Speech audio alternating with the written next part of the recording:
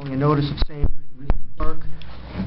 I would like to remind all members of the public that we have 3 fire exits in our council chambers, 1 on each side of the dais and 1 in the rear.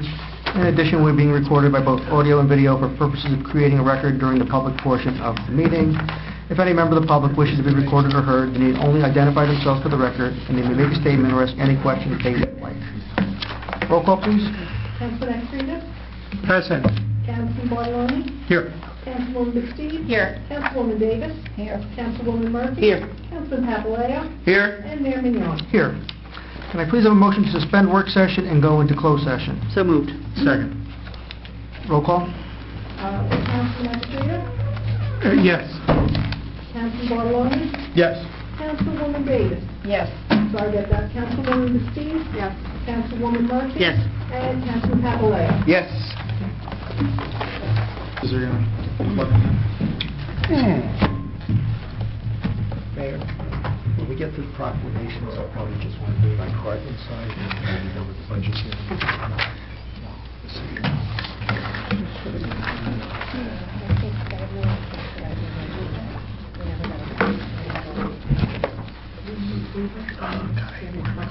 It goes right to the borough website.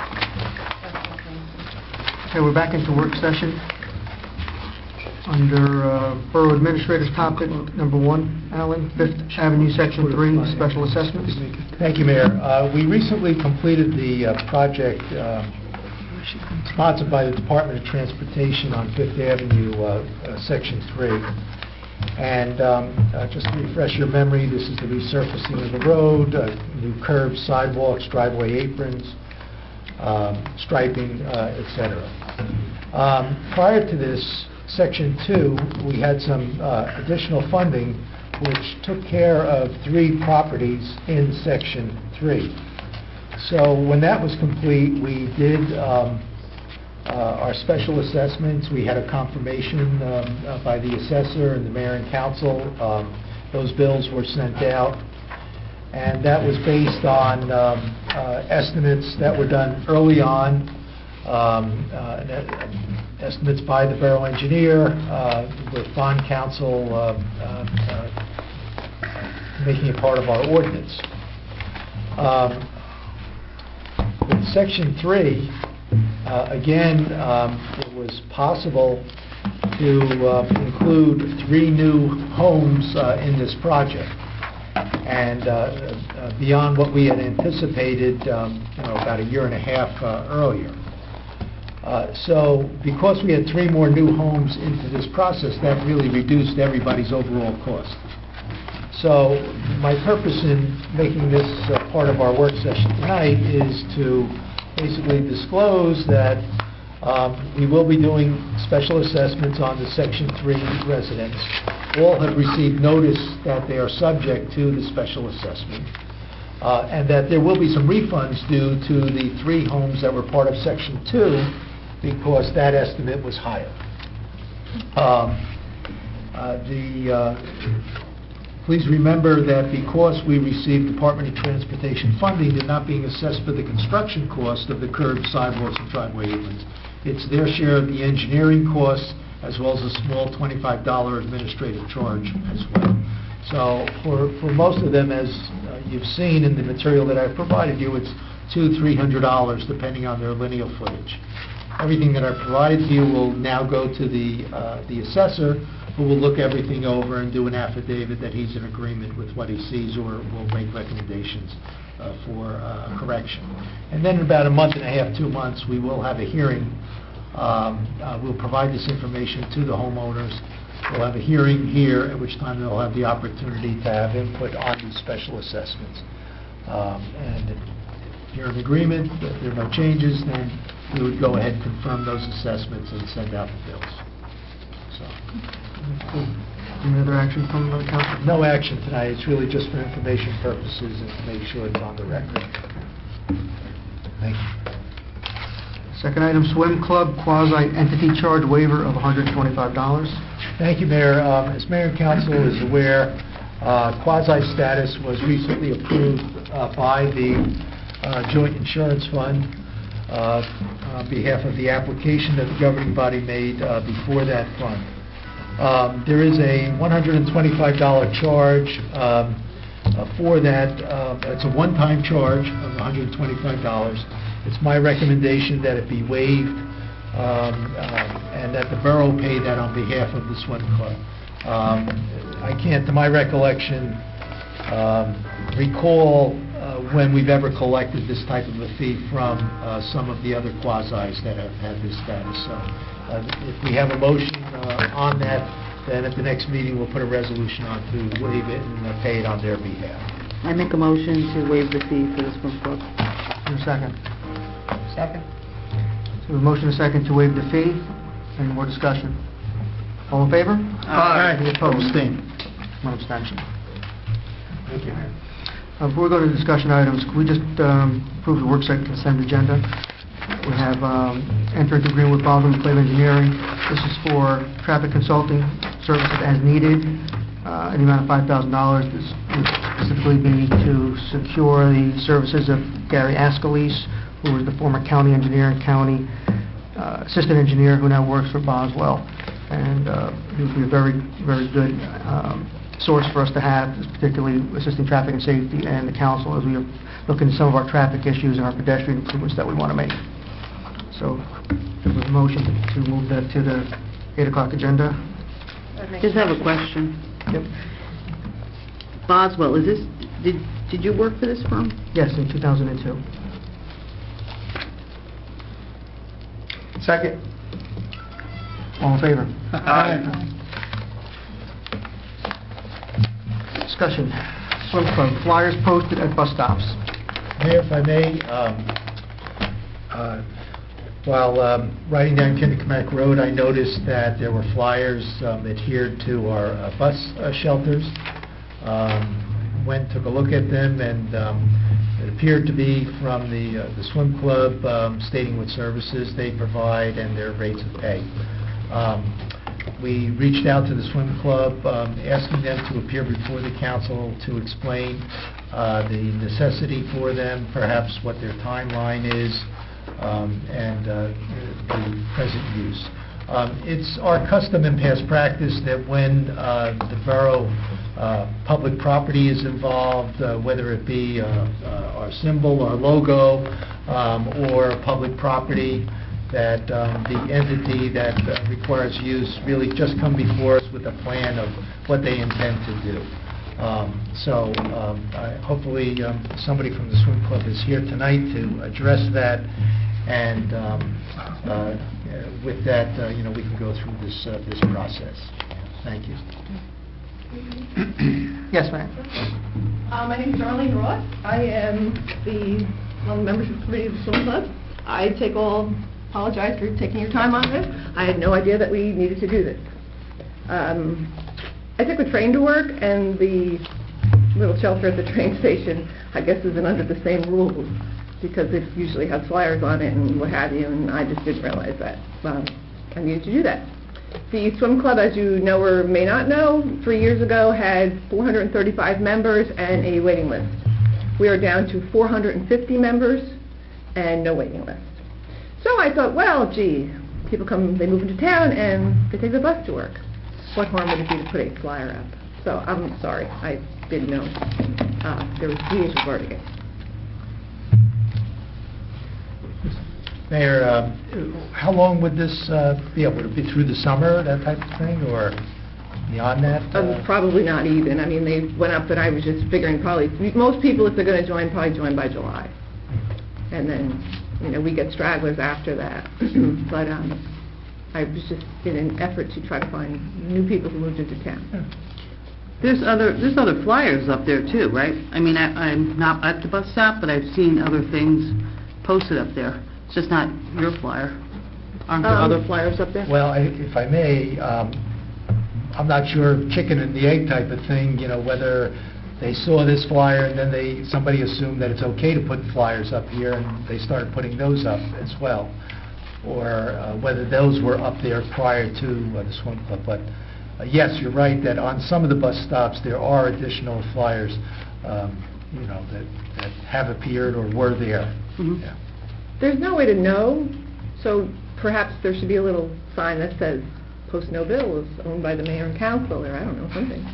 If I'd known I had to come here, I would have come here. I didn't know.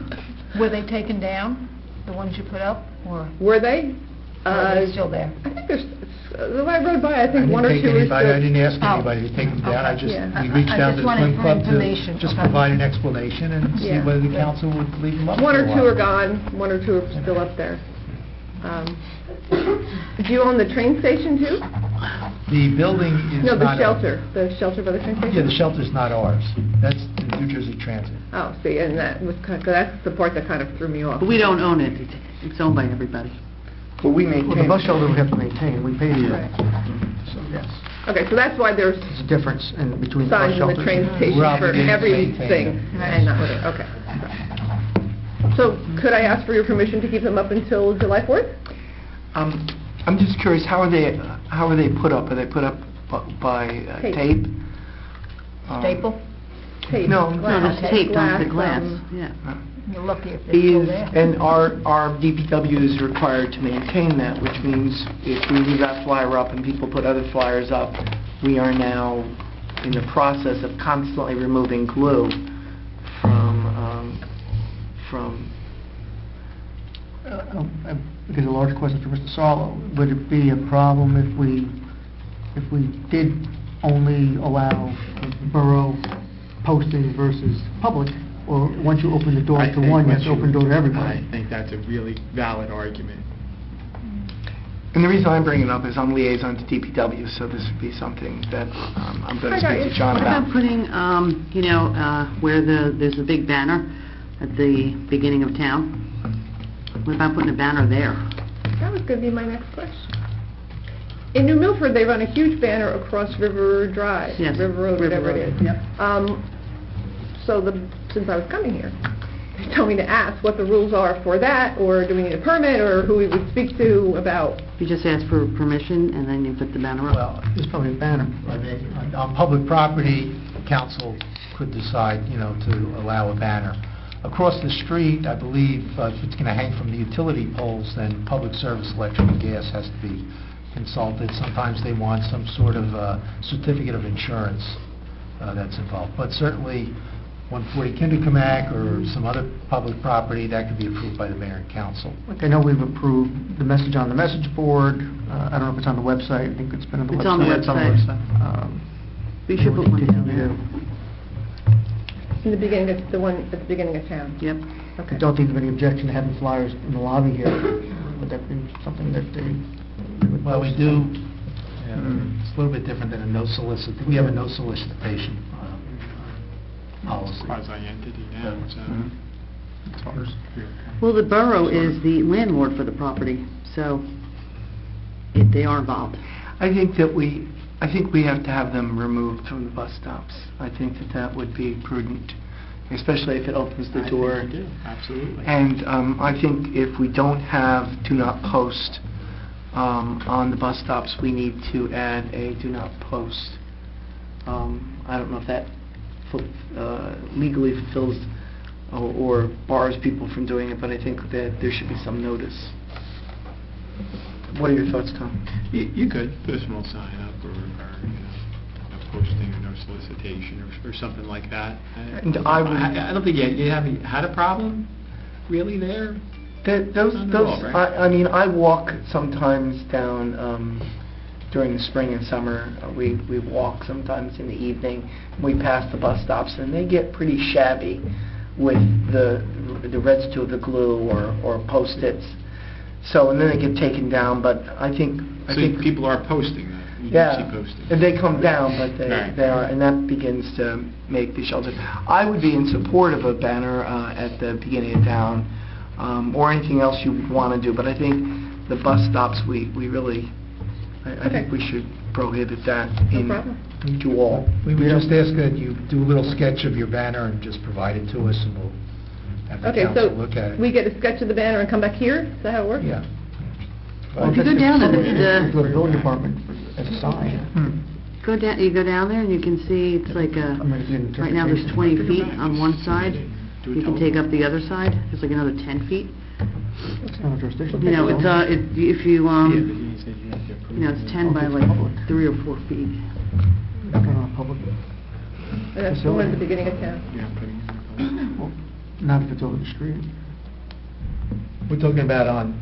On 140, we, Park, that's, passive that's, park, not we can approve that. She's talking about the one at the park on the Park, entrance of and we can town. approve that. I'm thinking over the street, it's Correct. different. So the one, just in your experience, would you guess that the one that is used in New Milford, that goes, because they use it for like stuff, sales for the library, a bunch of other stuff, carnival, It's been brought they up run a lot here of crap. time and time again, you know, like, can we put something across and then it comes up that I don't insurance know. or... We've With had a poles. bad experience in hanging across the street just from the wind. It tends to rip you can speak with Bobby Conway about the banners we've tried to put across the street. How does New Milford's I don't know, maybe they survive have that? holes in it. Yeah, I that mean, allows Fort Lee, them they to- have them all the time also on Yeah. the street. It's I not- mean, it's that not is one of the uncommon. best advertising. It just has to be designed. The question becomes where it's anchored to and who's got jurisdiction over it. And then whether it becomes a zoning issue, because sometimes banners are treated under the zoning as separate signage.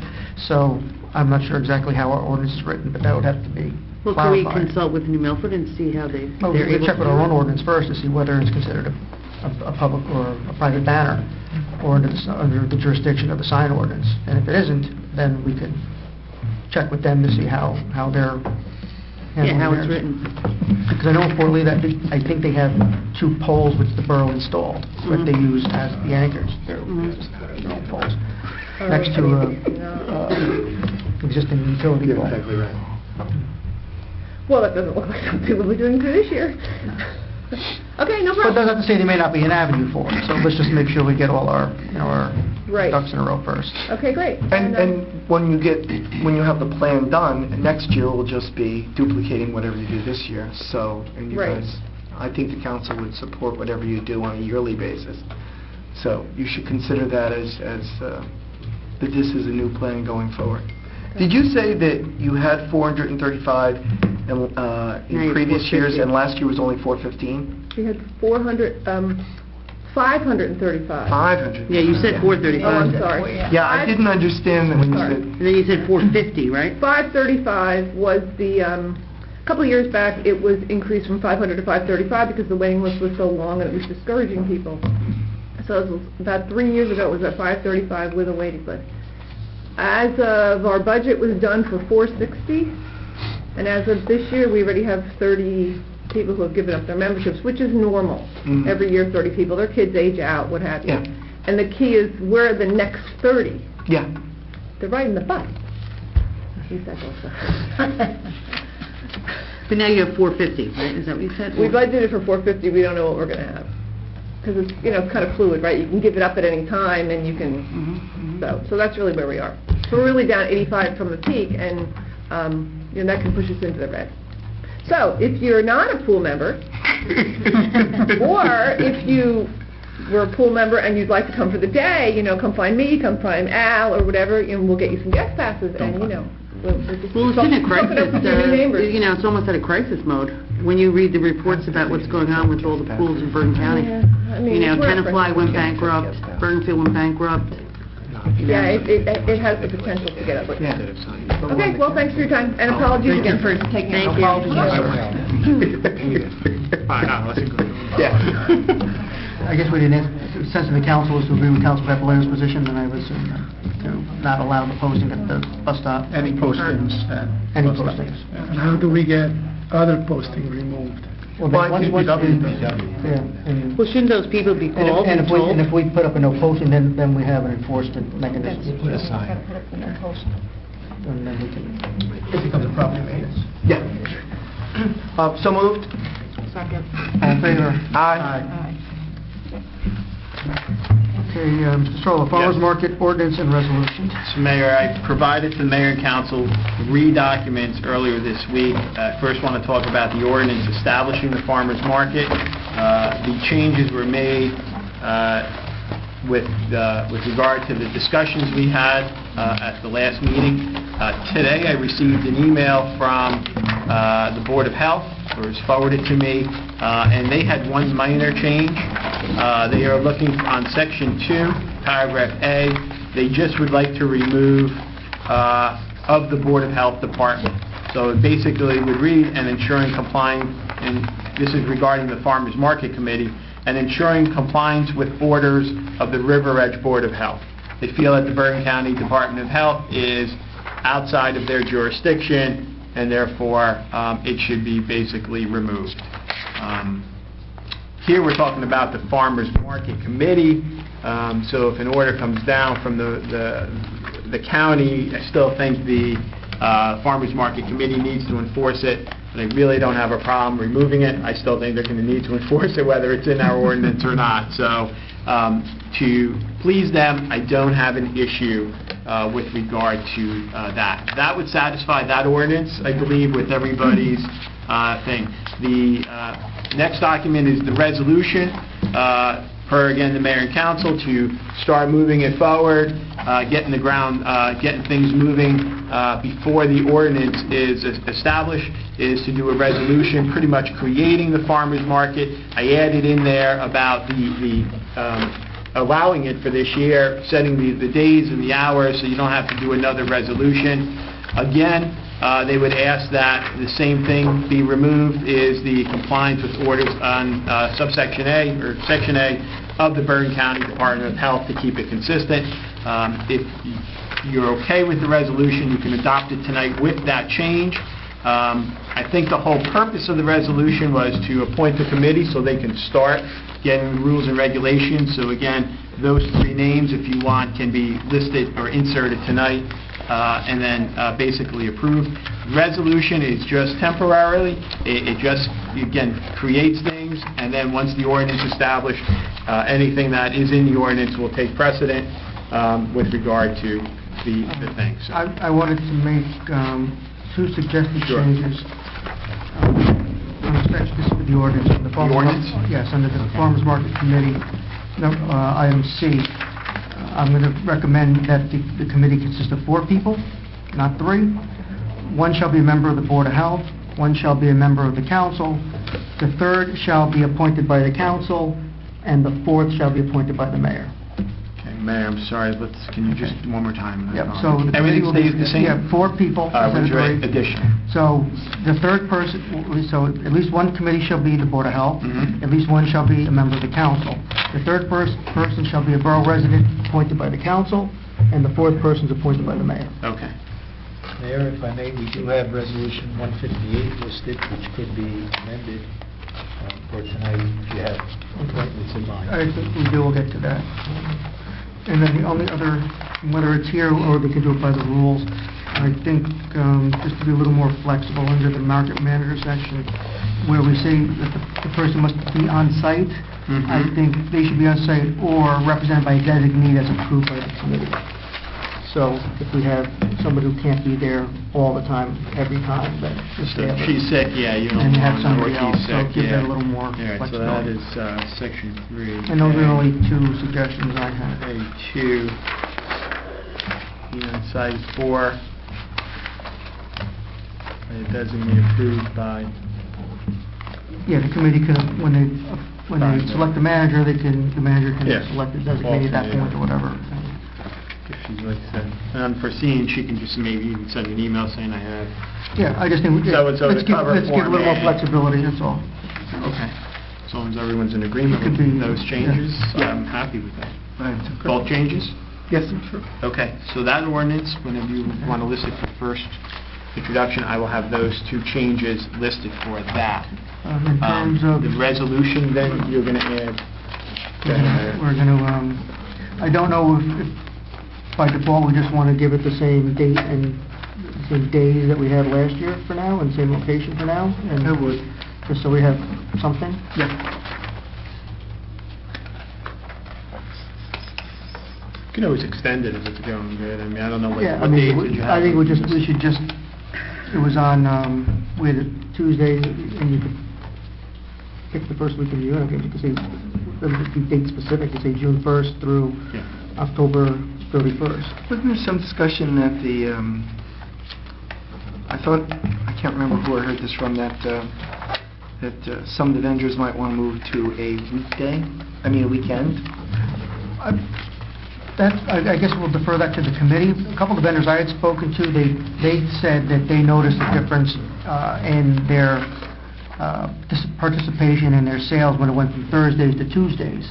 And Tuesdays improved? no, it was it was not, again, I only spoke to a handful of vendors, so I don't know if that represents the majority of them or not, but that was something that was relayed to me. But I think whoever the manager is, that's certainly something that could... Oradell has it on Sunday, so that might be... So why don't we leave, why don't we leave the, why don't we be silent on it and let the committee just decide? I think we have to just establish. I think we should establish it now, and then we Baseline. can come back and change it. They if we- want to recommend a different change. Yeah, Okay. so we have it to... Your hours of operation are, so you keep it a Tuesday for now?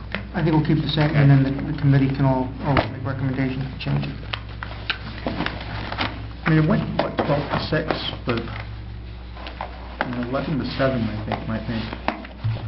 I just know from my personal experience, sometimes you get home, like, I would love to go, and I couldn't, I because think- by the time I got home from work, it was I think we can be it was shut down. It was more gone. flexible here too, and obviously it'll be at the purview or the discretion of the committee and the manager in consult with the vendors to see if that's something that they're going to be able to accommodate.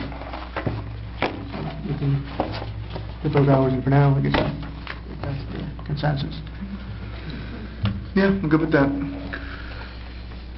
And does the council have a nominee as for council? I do, actually. I was approached by Teresa Esposito of Woodland Avenue, I believe it is. She had read and watched council's deliberations and approached me and asked to be a part of it. To disclose, she is my sister-in-law, but that was not why she approached me. She has an She's interest been in it. involved in other... She has, yeah. Like on the 4th of July? Yes. 4th of July. She's been involved in a lot. She assists in beautification, even though she's not on beautification, so she's involved. So we have a nomination, we have a second. Second. All in favor? Aye. Any opposed? That would be the council designate. That's the council representative, and then who, a representative from the council itself? I recommend Mary Davis. I put forth Mary Davis. I would second that. Trying again. All in, any discussion on Councilman Davis? Anyone but me. All in favor? Aye. And my appointment is going to be Joellen Schlossberg. And the Board of Health representative will be Patty Courts. Patty who? Courts. President of the... She's the president of the Board of Health.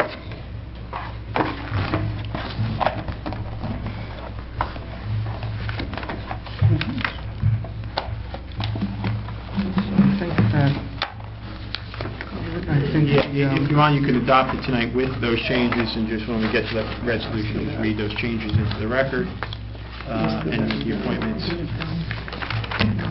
And again, we'll go through the end of the year. Do we need a motion at this point? I'd say for those changes to put it on for the regular. So moved. Second. All in favor? Aye. Any opposed? Thank you.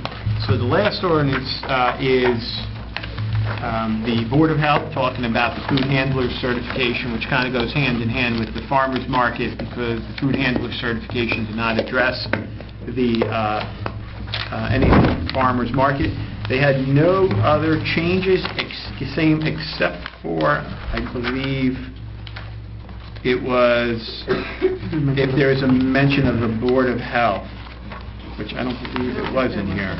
No. No, there was no mention here, so that is fine. Well, it does mention that the form of application and fees shall be determined. No, yeah, no, The I'm County sorry, Board of the County Board of Health. Oh, the county. Yeah, they want to keep it consistent. I don't believe it mentions it there. I did receive one other email from them later today, about 5 o'clock, and they wanted to not only address the farmer's market in the food handler certification, but also now address another portion of it, which would be for nonprofit and volunteer organizations. And they are saying, number one is all nonprofit volunteer organizations, the fee would be waived. Number two is if any organization is planning on or intends on selling cooked foods that are not cooked and prepared at a certified restaurant, there must be one person within that organization who's in charge of selling the foods to have a food handler certification. They give an example. person in charge of the concession stand at Memorial Park must have a food handler certification. And then the facility is obviously inspected annually. Food handler certification, I think they say it's an online course, and it's submitted. They then go on to say in the email that this goes for all different organizations that serve at St. Peter's Church. The cafeteria is inspected annually, but different organizations who cook there must have one member who will be accountable for the proper cooking and serving of food. So I'm assuming St. Peter's is organization. Yeah, but could you, I think it's already covered. I think under this now we have a definition of temporary retail food establishment, right? And we have a definition of retail. And our ordinance already requires that if you're a food establishment, that you have to have the certification. But I think what this is saying is that this is addressing non-retail Yes, food but I think that's, establishments. it's already under temporary, because it talks about I church think- suppers, picnics, fairs, all those kinds of things. Well, let Tom, So, I believe that that's a food establishment bringing those items in for sale at those events, because we talked about that with the Board of Health at length, right, Tom? Yeah, I think that's how they're interpreting, I agree, that's how they're interpreting that if somebody is coming in to sell food at a carnival, whether it's a truck, a mobile truck, or just somebody from whatever is going to come in and sell. but it says prepared on-site or prepared elsewhere. So maybe we can change it, including nonprofits and volunteer organizations. I'll go back, I'll talk to them. I mean, I just wanted to make it overcome. I agree. I think just clarify the definition, I think. Yeah, So. all right, I'll go back, I'll talk to Or, the board. I think as long as it's covered, I think it's Yeah, already, but not if you want to having make a it clear, separate you can just, in the you know, definition. under temporary retail, you can maybe add something under there that's just, Okay. So, Tom, when they say temporary retail, does it... operates a fixed location, in connection with a fair, carnival, circus, public exhibition, or transitory function, including church suppers, picnics, organizational meetings. So it doesn't just... I just wanted to make sure you don't have to be selling something, because it seems like what they want goes a little bit beyond just selling it, you know, like anytime you prepare food at any... Retail, But to it says me, right here, implies but under a retail sale. food establishment, it says, public or nonprofit organizations serving food, catering, kitchen, commissary, box lunch, men. So it's... Yeah, I mean, I think talking like pancake breakfasts, things like that, there needs to be So something. wouldn't that be that's under food handler certification. Public or nonprofit organizations. Yeah, and I guess we can include that language here into the temporary, just to keep it consistent. This is just when we want to sell, or what if it's a donation at no charge? What if we just have food for people to sample? Does that apply? I think anytime you are giving food out, So it's not it needs to like how be... retail to me implies... Wow. Like the Sale. Lions Club pancake breakfast, someone's going to have a food handler's license. That's what they want, according to this email. That's what they're looking for. Yeah, anybody, AOH at 4th of July would have to have it. The vendors on 4th of July or in the park prior to the music in the park will have to have So They certification. usually, they would already Yeah, anyway. they would have to. Yeah, I It's mean, just- like last year with Sanducci's, I'm sure they have a You food have to make- handler's you know, you have to make license. sure. Yeah. You gotta really, check on it. I would hope so.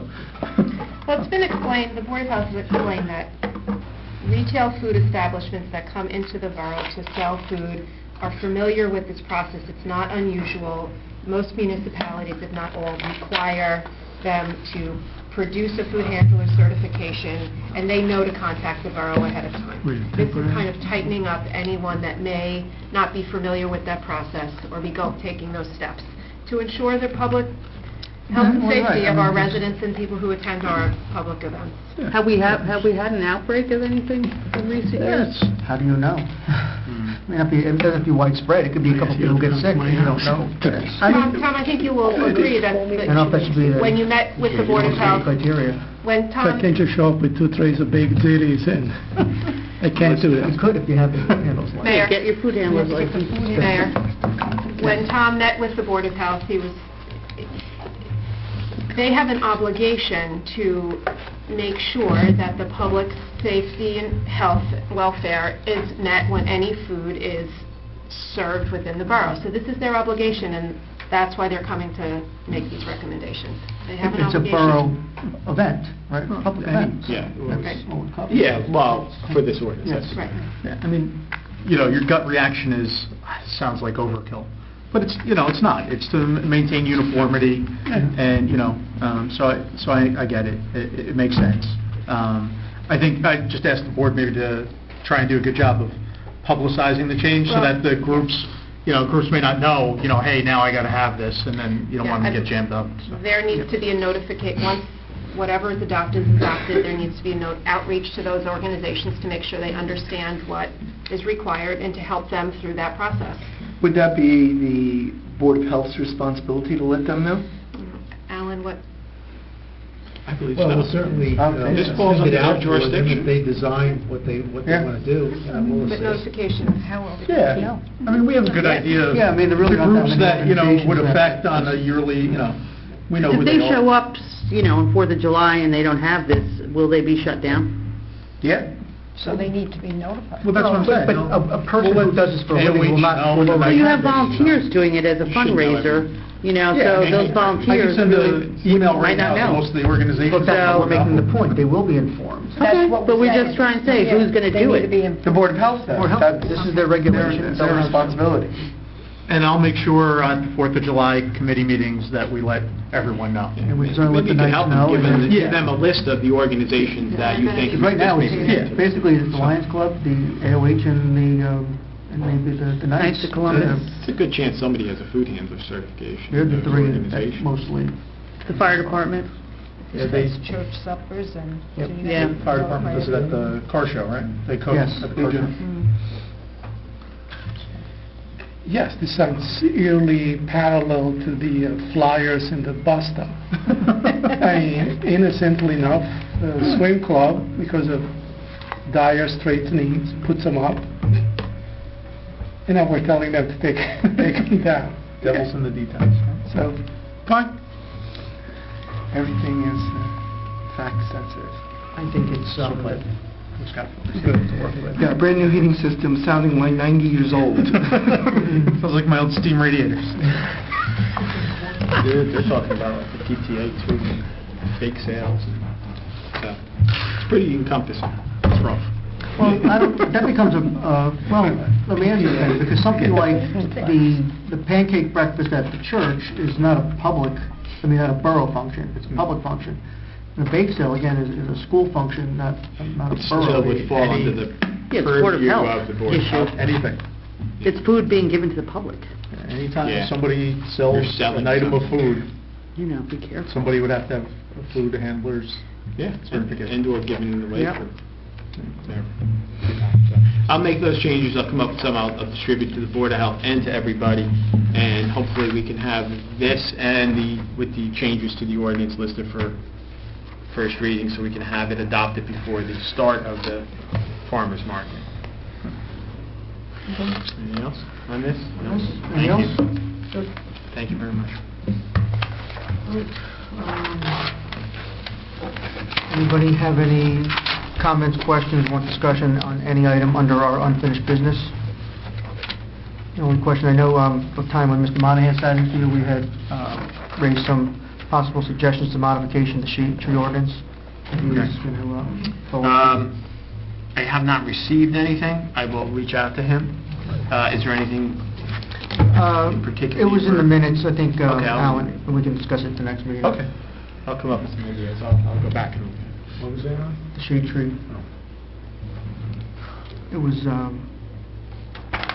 streamlining some procedures and Okay. looking at some other jurisdictional issues. I'll go back, I'll take a look. No problem. An update on social media policy, we reviewed it at the Personnel Subcommittee this evening. Another modified version. I think the next step, we were going to finalize our version and then have Mr. Sarlo compare it to the requirements under the GIF, because we have to update our personnel manual to reflect social media type issues, and we want to make sure that whatever the GIF policy requires, we have it, which I think we probably do. I think that, am I Sure. correct? Yeah, and I'll work with the Jeff. Councilman Valeo. That's how we left it, right? Yes. Oh, I have a question with that. The state of New Jersey doesn't even have a social media policy at this point, and I just submitted some recommendations from the library director for Tom to review. I'm going to pass this along to the committee. I'll make a copy and then I'll email it to you so I have it and read it. But it looks like it's a 5-page. Looks like the library board wants their own social media policy, the way I'm reading this. Well, Because they I change think- everything in the library in it, so I don't think we're going to have multiple social media policies. Once you kicking review around. our revised policy, then we can distribute it. Sure. And see. All right, get the and feedback. I'll just send it to you so you guys have it. Mayor, just one point of order. Their policy still has to meet the joint insurance fund standards because they have joint insurance fund coverage, so, I think it's going to be one policy for the Yes. entire borough. They're not going to have their own policy. okay, but Yeah. I'm just saying, that we have a model, a standard that we have to meet, which I'll Understood. provide I think to you. once we finalize ours, we can distribute it to all the parties and see if there's any other issues, because I think a lot of the concerns will probably be addressed. Just on that issue, though, I mean, I don't know what the Personnel Subcommittee came up with, but if you're looking at the form that's on the JIF website, that was, I think, Waldwick's, and it is... Wyckoff. Wyckoff. It's very, very strict. And not what I saw in other social media policies. So, I wouldn't compare it to that one. No, we're talking because about it's the really... JIF have specific recommendations that they want us, They were minimalistic recommendations, the JIF. and they were more overreaching and over a broad kind of policy, not very specific in that regard. Yeah. What we'll do is we'll submit it to the JIF and they can sign off on it. We'll get Well, it. I'll show you the communication, the recommendations. I think ours probably goes beyond what they're Okay. looking for, so, All right. I think it'd be easy to meet their standard. Mayor, if I Yes. may, just coming back to the generator for fire company number 2, we have a pre-construction meeting scheduled for April 12th. Oh.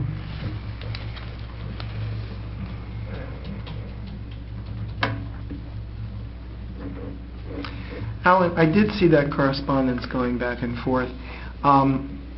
So what would be the tentative schedule from that point on? Not holding anyone to an exact date, but... We'll determine that at the pre-construction meeting. The borough engineer will work with the contractor to come up with that timetable, and that'll be in our minutes. Okay, thank you. We can look at the bid documents, because it probably specifies a completion timeframe. That's what Probably I'm 90 days. generally asking. I think We'll get that. the hardest part of this is building the platform Yeah.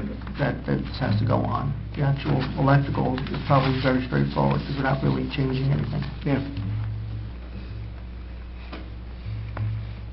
And then we're on unfinished business. Just a question about where are we with the community center at this point? There's another meeting Yeah, what do we have? next week. I have to call Kazani. No, next week is the break week. Yeah, the week after. It was It's the week yes. after. Yeah, Tom, I'll confirm it, but I believe we set a meeting for the 3rd week in April. Second week, there is a school break. Okay, we've basically reviewed the conceptual program. They're starting to put some concepts together. Good. They're going to come back next time with our final comments, and then I think we would bring it to the council to... Yeah. Great. Just because some people have been asking me about it, would there... It does include parking, because Yes. it looks like Yeah. we're going to be moving the parking. Yes. And handicap parking will be... Of course. Yes. Okay, Yeah. that's what I assumed. I just Yes. wanted to be, I told them that was true. And also, I did mention to you, I had a strong desire to see some sort of outdoor wraparound porch Mhm. that would be double wide, that could, provide for activities for the summer camp. And I know you guys heard that, I Yes. just wanted to reiterate that. We're meeting this Thursday. It is The 7th. yeah. Oh, okay. 6 o'clock, right? Yeah.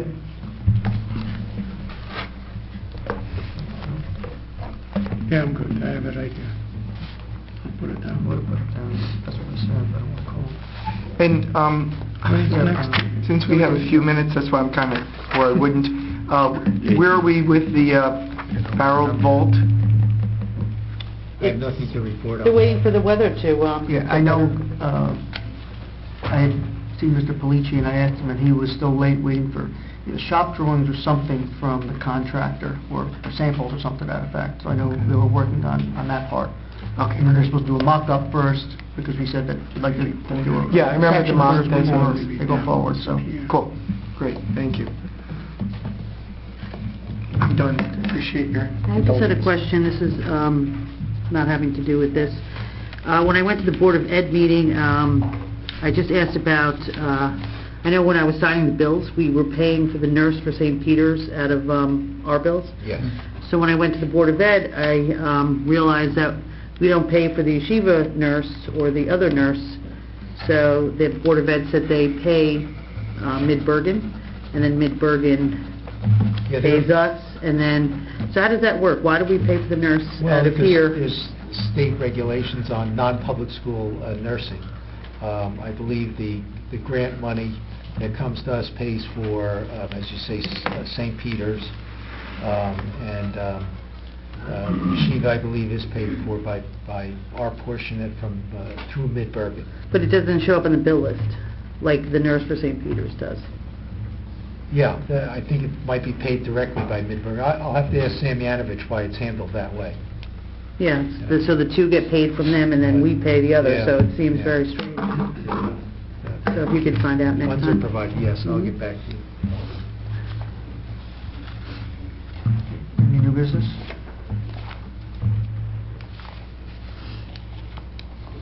Okay, if not, then I will entertain a motion to open to the public. So moved. All in favor? Aye. Okay, we have an opportunity now to, members of the public, to ask any questions, raise any concern, make any comments regarding any topic at all. There'll be another opportunity at the 8 o'clock meeting to address agenda items or anything else in general. Yes?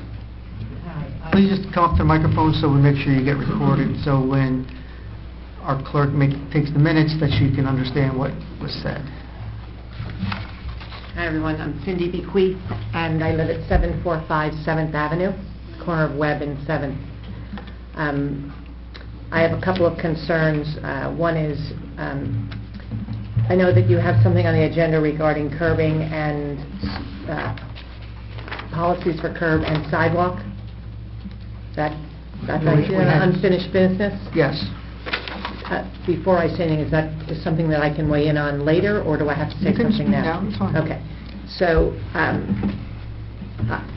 sure like most residents in this town, and sidewalk doesn't apply to me, we don't have a sidewalk around our home. But I do have a curb around my house, like everybody else does. We actually had Artie come out the other day, Artie from Building Department, because we're the only street on, the only house on that street where it's actually below the level, the house is built below the level of the street. So we have a driveway that goes down, we're not the only ones that have that. But the curbing, if this is the street level right here, our curb to go in our driveway goes like this and then goes down like that. And at one point in my driveway, it's about this much of a section, one part of the curb at the end of my driveway, it's only about that high. So when there's a rain of any consequence, and the water comes down the street because the drain is at our corner, and there are places that it puddles, the water comes right to that little place that's low, that's only about this high, and then it comes down my driveway. We've already put in a drain, French drain, there's already a drain in there. We end up going out there, you'll see us at any rain, just drive by, we're out there in our rain slickers with brooms. I have to not only stop the water at the top of the driveway from coming down my driveway, but it still comes down at such mass that we actually have to push the water around the side of our house to go into the backyard. So, I don't know whose responsibility, we certainly didn't put the curbing in, and... So you're saying the lower part is about a half inch? It's only about that, yeah, it's only about And like then that. high- And the rest, and the higher side is where it's towards Continental, Mhm. and the lower side is as the water's passing it. But your drop curb goes up to how high? At the Because by beginning of it, the when the highest, water it should first be about an hits inch and a it, half? it's about this high. Because drop curves are generally 2.5 inch, inch and a half, so that's the standard. It's about this big. And it What I comes would- down to this big. What I would... And Artie saw What I'd that. recommend is that we bring it to sewer subcommittee, because I don't know whether it's a issue for the curbing's actually going to work, or whether we need to look at whether Can you, there's an issue can with you the repeat inlets. that, please? You don't know. I'm if asking it's- Alan that we have a sewer subcommittee that consists of myself, the DPW liaison, the borough engineer, and director of DPW, and this is where we talk about those kind of issues. To your point, one is whether is it a borough issue or is it a homeowner issue? Two, if it's a borough issue, what's the best way for us to address it? It may not be just the curb, but if look at the drainage in the area to make sure whether it's not a matter of putting an inlet in, or is it the grading issue? Is it the way that the street is milled or the way the street is paved? So there could be some technical reasons that... Right, and that's why Artie came out from the building department, Yes. your department, to go look at it. He took pictures of it, and he said, absolutely, he could see. And right now, there's Well, water, I'm telling you, just from last according night, to code, there's it's a water. compliant drop curve, but that doesn't necessarily mean that it's correct. That's what I'm saying. 'Cause So- you don't want a drop curve that's more than an inch and a half, because then you have a problem with cars going into and out the driveway. So the standard for a drop curve is a half inch to 1.5. What I'm saying is if we even gave you, the borough did say it was a borough issue, and we replaced it with a whole inch and a half, I don't know if that's going to solve your problem necessarily. That's what we would want to look at to make sure that we solve the problem. And if I just finish, what I was Sure. going to say is there are places, and the road goes like this, right past my house before we get to the drain. Mhm. And there are puddling issues there as well. And he noticed it, and they're there today. You could see them again just from the little rain we had. But what I'm getting at is, again, I don't know if it's a curb issue and who's going to be responsible, because there's nothing more we can do except to pay $6,000 to dig a big trench and do a drain down to the end. We've already had the drain looked at. We already had DPW do that last year, and there's No, problem with I the can drain, say so. without, Mr. Sullivan may not agree with me, but I think that if the borough drainage is impacting private, then we have to do something. But that's not to say that there's not alternate solutions, or whether there are some homeowner responsibilities also, because if replacing the drop curb with a higher drop curve solves the problem, that's one thing. And then you get into this jurisdiction issue as to who's responsible for Understood. that. But that's why I think that a better venue will be the sewer subcommittee, where we can talk about it technically, and Mr. Costa, the engineer, would be able to go out, and we can ask him to do it before the meeting, so he has some feedback for us, and then we'd be able to come back with some real recommendations and give you complete guidance on how to be addressed. Then the second thing I'd like to address in regard to that is, and I don't know if oh, you're here. I've been supporting you from afar. It was one of my neighbors, Nancy Lefberger. She's at, I don't even know what your street number is. 730. 7th Avenue. And why don't you come over here and sit with me? So I have to turn around. Tim, could you just give me your address again? 7457. No, I got the Yeah. 745, thanks. Ma'am, could you just say your name Nancy again? Luftenberger, 730 7th Avenue. Why don't you just tell them how long you've been here? We moved in, I was raised on Tenny, moved into 7th Avenue in '89, and the road has not been repaved since then. There's dips and, highs and lows. They've done all sorts of PSE&G work. The water collects at the end of our driveway, creating a terrible ice mess in the winter. Again, the curb is very low. That's why I was thinking that maybe the town never repaved the road, because if they come by and they put, a roadway on top, that now all the curbs are going to have to be lifted. But if they do the grading the way they should, it shouldn't create a problem. But the drainage on that street, it doesn't drain completely down. It sits at the end of everyone's driveways and creates a terrible ice situation in the winter. And flooding. Thank you. You're welcome. Well, And the sandbags in front of her an house. observation Yeah, that we put out we should sandbags. refer to our borough engineer, and he will give us his Well, we were input just and curious insight. as to when, we were told that they were going to be repaved in 2014, back in 2012 or 2011. We were told they're going to be repaved. Now, they did Wales Avenue, they came down to the dog leg and stopped. They did Webb Avenue, all the way down and around on 8th Avenue. They've never done 7th Avenue. Yeah, I don't recall off the top of my head I'm what the just- list is for this year or where that ranks. Mhm. Because all the streets are ranked according by the DPW in terms of Mhm. priority. And can ask our liaison to follow up with John Lynch, the status of... Status of 7th? Correct. And so we'll refer to Mr. Costa, or ask Mr. Costa to go out and evaluate the ponding and the drainage situation.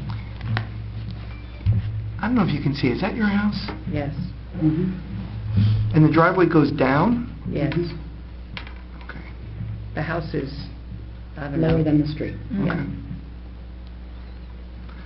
So I'm going to speak to John about where we are with 7th Avenue Yes. repaving. We could just send an email to Mr. Costa to look at it, and so we have some feedback at the next sewer subcommittee, which I don't remember the date. The end of the month, 25th. So, Okay. So I have one more thing I wanted to bring up. Across the street from her house is Dorothy Harrington's home. Mrs. Harrington passed away a little over a month ago. And right now, there are 7 newspapers sitting out in front of the house, and I have no idea how to get, I don't know how to get in touch with the family. And there's a couch that's been outside for about 2 weeks, 3 weeks, 3 weeks, from the inside of the house. And Sitting on the front lawn. and nobody, even from the town, has, like, there's no follow-up. I mean, I don't know who goes around to see who leaves furniture out of the house in front of people's homes. I don't know if anybody keeps up on the beautification of our town, well, but... the code enforcement will if he's in that area. I don't know if he's necessarily specifically driving down that street during that time when he, may or may not have seen it. Yeah, I don't know how often does code enforcement drive around? I don't know who's responsible. He does 15 hours a week, so Okay. In fact, we raised him up to... we went from 11 to 15. I'm sorry? Is that, you're talking about Ari? Yeah. Oh, okay. All right. The house is being sold. It's been sold? And it needs complete clean out. It's absolutely A disaster. I do not know. who I've been put the- inside it. I've been inside, Yeah, it. I've been I have a with kid. her. But if it- I do not know who put the couch out there, and I called the son and asked him, and he didn't know, so I'm not sure who might be going in and out of there. Well, certainly a property maintenance issue that Mr. DeRosa can Right. address. Okay. I mean, if I will- putting it to the curb will help somebody come pick it up, I'll go down there and move it to the curb. They'll probably get a dumpster at some point if they're doing clean out. I know, but it just... They can't do the it's clean sitting- out until sitting it's out in sold. front. On the It's front sitting lawn. on the front But someone's lawn. gotta call. A couch, that's 8 feet long. It's Well, 3 maybe- sections. Maybe as a courtesy, Councilman Vallejo, you can ask John to reach out to the carting company and notify them, and maybe they can come pick If it it's up. not on the curb, they're not going to take it. Yeah, I'll move it. If you I'm tell just me... saying, if I'll just if give it's you on my the front, phone number. if it's on the Well, lawn... that's not wrong without picking it up. They probably just be notified there's a bulk item. Yeah, Just let me know, I'd be don't happy to mind move. doing that if, so you're saying you reached out to DPW? About the sofa? Yeah. No. No. Then I'm not comfortable doing that if a resident hasn't already requested. If a resident's requested it and John or the DPW has failed to do that, I'd be glad to intercede. But if this is on private property and... Well, it's a matter if the homeowner, if nobody representing the homeowner called the company to pick it up, it's going to sit there, because no one's going to notify them that there's a bulk pickup. The Okay, homeowner but wouldn't that passed be away. code It enforcement? could, but I'm just saying to expedite it, that's all, as a courtesy. So you want to direct John to... Not to direct, if John would be able to call them and just let them know there's a bulk pickup, which apparently there's nobody in the house. There's nobody to that- call. There's nobody to call. But you're worried that it's private property and this could be their We're not asking John to possession, pick and it you up, don't we're want just asking to him have... reach out to them to come pick it up. But just, Yeah. could Yeah, somebody, I mean, I I think it understand should the be done, woman... but I think that should go through Alan to John, not through me. I don't think Okay. this is a liaison activity, and I want to maintain a good relationship with John, and I don't think the council should be directing him to do something like that. I think that should go through the BA. I think that would be a more appropriate way of respecting his position as DPW superintendent. I mean, I just think it's a code enforcement issue. I also think it's a code enforcement issue. I mean, too. I don't know what I think right something has to be done, and should have our a curb. DPW has to go on private property and remove somebody's I'm not private asking him, property. I'm asking him to notify the carting company that we have a homeowner, or a But- homeowner there's nobody representing the homeowner able to call Yeah, in but that there's... it has to be bulk pickup. somebody's property. Unless the Yeah. woman died intestate and it's going to the state, That's what I think. Just drag it's it to the somebody's, curb. it's somebody's property. Yeah. Or else we could go back and forth with that. I know, but No, I just don't think they have the right to go on It's the a violation, you can't get a note, and hope anybody's gonna sit there. Mayor. That's what I'm saying. Mary said she's going to handle it. Yes. That'd be great. It'll be handled. That'd be great.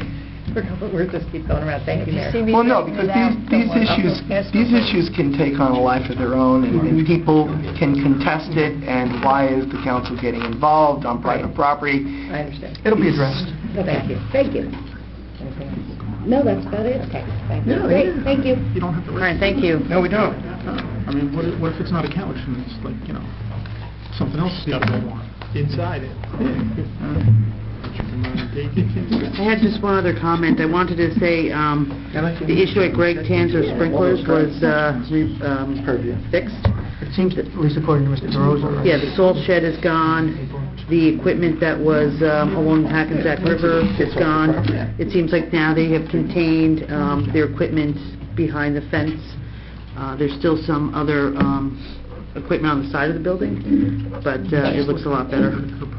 And there's no other, there was an issue with overnight operations or generators? They were there, yeah, all night. Okay, so has it all been... It might be winding down, but they're still there like 11 o'clock at night. So, I mean, I can understand because of the nature of their business. If the weather is bad, they have to, you know, they plow streets. But right now, it's a great improvement. And anything, I just want to ask about the recent storm. I know that a house caught on fire and a tree fell on someone's house. Do we have any other updates about things that happened? There was no power outage? Nothing that I was aware of, or nothing that I was notified of. Okay, with no other new business, can I have a motion to adjourn, please? So moved. Oh, I'm sorry, we didn't close the public first, we're all talking. Motion to close the public. So moved. All in favor? Aye. Okay, with no other business with the council, please have a motion to adjourn. So moved. Second. All in favor? Aye. Thank you, we're adjourned. Stephanie, could I get the other copies of those, that thing? You were making them in the back. Okay, yeah, I saw them out Yeah. there on Sunday. And Alan, we have these, and I asked her to make copies of these for everybody in the back. Would you be able to grab these? So, It's a little crazy everybody was because they okay. don't, each dispatcher Yeah, you get on a the different... Bergen level. Yeah, you get a different... I mean, there was one lightning that went off that late. Thank My eyes you. were closed and I saw blue. I mean, that's how, seriously, it was like... Well, one house caught on fire from lightning. I mean, I was like, Yeah, I thought I didn't it want was to one or two, right? My Two- backyard two or was One fire. was, I guess Eric can tell us. And that's how... Boca That's how crazy it Hill. was. No, there was two. One, the tree was on Boga, and the house got hit by lightning.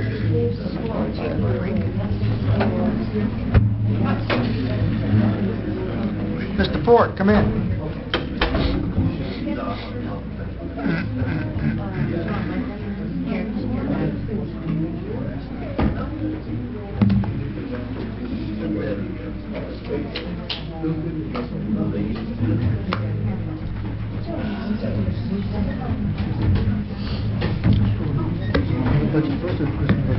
No, please get through the budget first.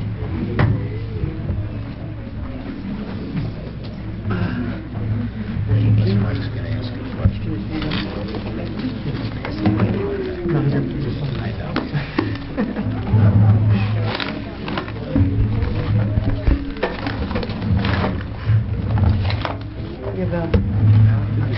We have a lot going on. I know, revolution, Proclamations. I know, busy night. Personnel changes. Do like on the personnel, move them all. We should at least read them, I gotta at least read what they are, so Yeah, maybe we one can motion. read them and then do one motion. That sounds good. Okay, are we ready, Madam Clerk? We're ready.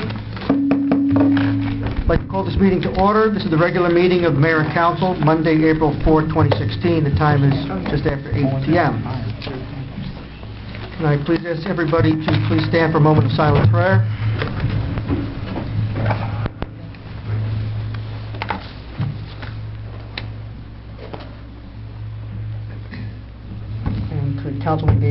lead us in salute to the flag. I Pledge allegiance to the flag of the United States of America and to the republic for which it stands, one nation, under God, indivisible, with liberty and justice for all.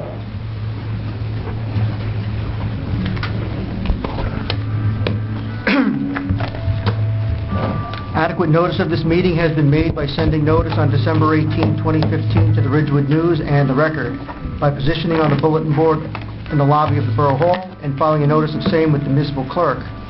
I would like to remind all members of the public that we have 3 fire exits in our council chambers, 1 on each side of the dais and 1 in the rear. In addition, we are being recorded by both audio and video for purposes of creating a record during the public portion of the meeting. If any member of the public wishes to be recorded or heard, they need only to identify themselves for the record, and they may make a statement or ask any question they would like. Roll call, please, Madam Clerk. Councilman Eckert. Present. Councilman Bartoloni. Here. Councilwoman Steve. Here. Councilwoman Davis. Here. Councilwoman Murphy. Here. Councilman Papaleo. Here. And Mayor Mignon. Here. We have one piece of business before we get to our proclamation this evening, and we're having our public hearing on the budget. Madam Clerk, please read Resolution 16155 by title, please. Resolution to read budget by title. Okay, so this is our public hearing on our 2016 municipal budget. We have to adopt that resolution. Oh. Resolution to be adopted, so we don't have Oh. to read the full budget. Okay. Sorry. Can I have a motion to adopt the resolution by title, for adopting the budget? Second. Any discussion? Should it be roll call? Roll call, please. Councilman Eckert. Yes. Councilman Bartoloni. Yes. Councilwoman Steve. Yes. Councilwoman Davis. Yes. Councilwoman Murphy. Yes. Councilman Papaleo. Yes. Okay, now that we've adopted reading the resolution, we will now open a public hearing on the 2016 municipal budget. Can I have a motion to open the hearing, please? So moved. Second. Any discussion? All in favor? Aye. Any opposed? Okay, this is the public's opportunity to ask any questions, make any comments regarding the borough's 2016 municipal budget. Alan, I don't know if you have any of the details, but Yes, if you just want to just I can give some of the speak. highlights for the Sure. public. The municipal budget is $15 million.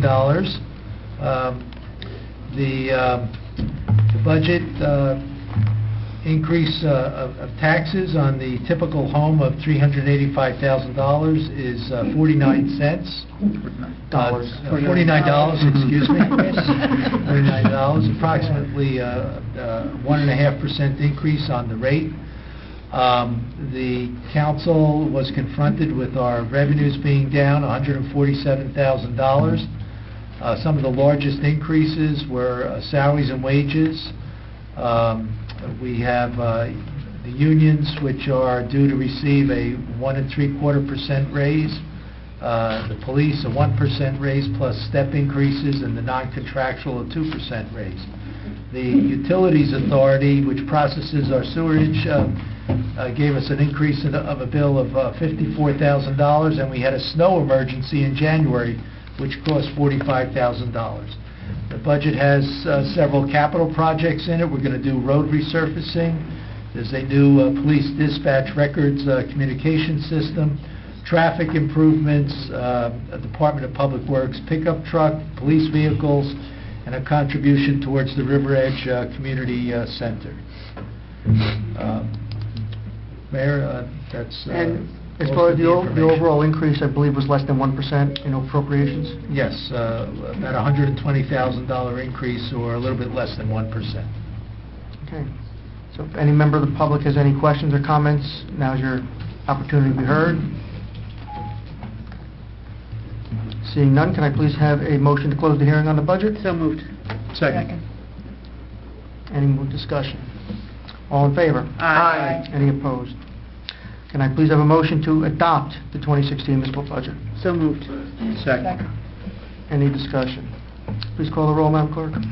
Councilman Eckert. Yes. Councilman Bartoloni. Yes. Councilwoman Steve. Yes. Councilwoman Davis. Yes. Councilwoman Murphy. Yes. And Councilman Papaleo. Yes. Thank you. Okay, just one other piece of housekeeping. Can I please have a motion to approve the minutes of the Mayor and Council work session and regular meeting of March 21st, 2016? So moved. Second. Any discussion? All in favor? Aye. Any opposed?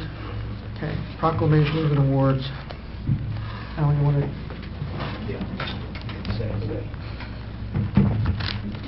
Oh, I'm sorry. No, just...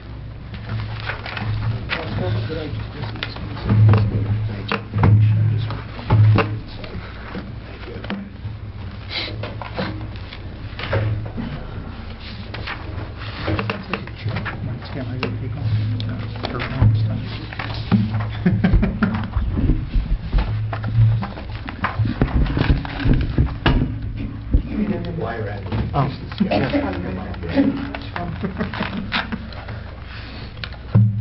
We're just going to give our administrator 1 minute to put his cart back into the office.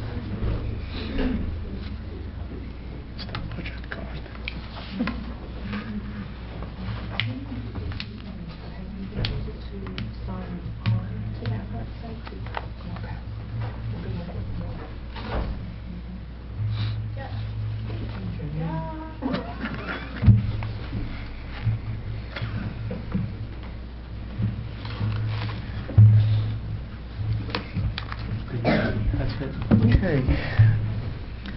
Our first proclamation tonight is proclamation declaring April 2016 as Donate Life Month, and I see Ms. Christensen's here as she has been to, I believe, accept the proclamation and to speak a little on behalf of organ donation. I'll read the proclamation first, Ms. Christensen, then you can make any comments you'd like.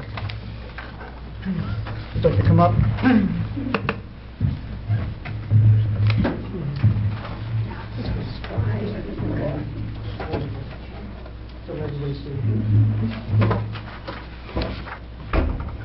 Proclamation 3, whereas those who dedicate their time, effort, and skill to help others are among the most valuable members of the community, and whereas there is a great shortage of organ and tissue donors, and thousands of people on the organ transplant waiting list will not live to receive one, and whereas each day 21 people die while on the waiting list, every 13 minutes someone is added to the waiting list, and that in New Jersey over 5,000 residents are waiting for organ tissue. And whereas the New Jersey Motor Vehicle Commission is cooperating with the New Jersey Sharing Network so that you need only to designate on your driver's license that you want to be a donor, and that information will also go into the NJSN computers. And whereas if you are not a driver, you may designate your wish to be a donor on your legal ID card. And whereas the science of massively performing organ transplant surgery has become more advanced, and whereas last year over 460 transplants were performed in New Jersey and over 600 transplants were performed in the tri-state area. And whereas the NJSN has a new information brochure which contains a temporary donor card to be filled out and kept in your wallet until you have the opportunity to register this information on your driver's license or ID card. Whereas it is possible for one donor to save up to 8 lives and enhance the lives of up to 75 others through tissue donation. Now therefore I, Mayor Grover Brecht, proclaim April 2016 as Donate Life Month.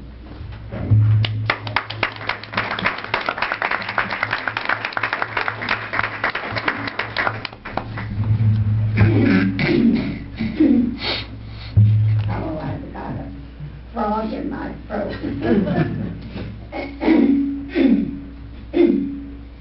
I may get my daughter to read this. She's responsible for me making it shorter.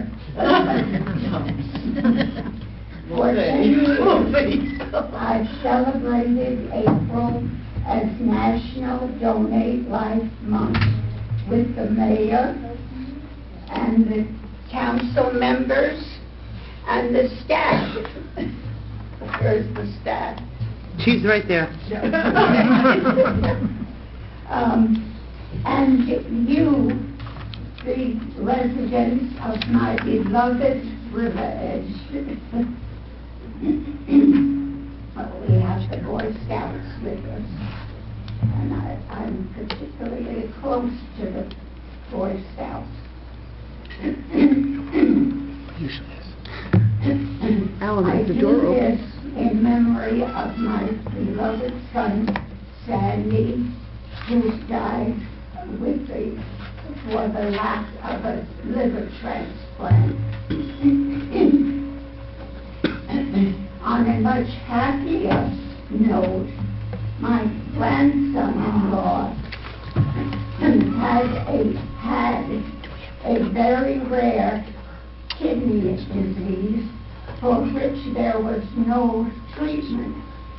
He received a live kidney transplant, and now they are expecting a baby girl next month, which will make me a very proud great-grandmother.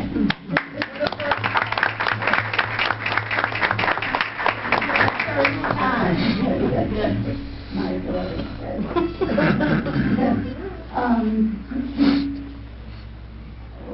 No, I got ahead of myself.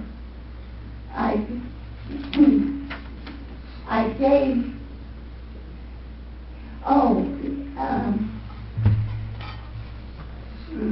I just better wing it. This would not have been possible without the precious gift of life by the donor. I gave a very generous gift to the New Jersey Sharon Network Foundation. They collect the money and raise the money for all that the New Jersey Sharon Network does.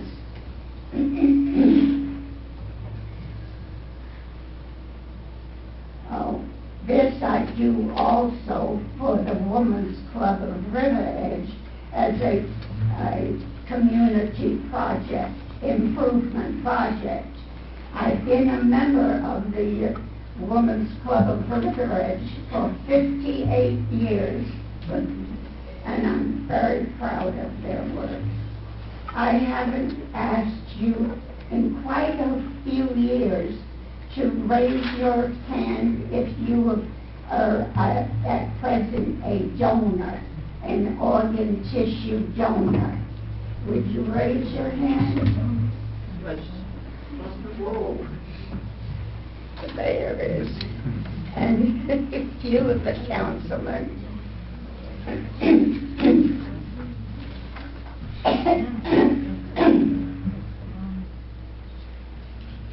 What is holding you back? You that don't, that are not donors. What's holding you back? Are you squeamish about it? I can assure you that you will feel no pain whatsoever.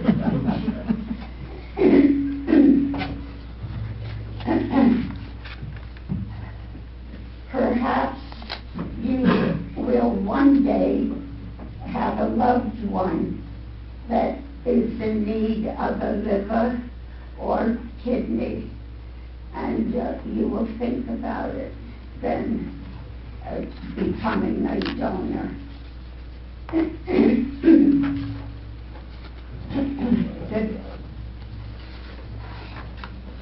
Oh dear. My throat is so bad. Barbara, do you want to Got your point across. Don't take the organs to heaven with you. Heaven knows we need them here.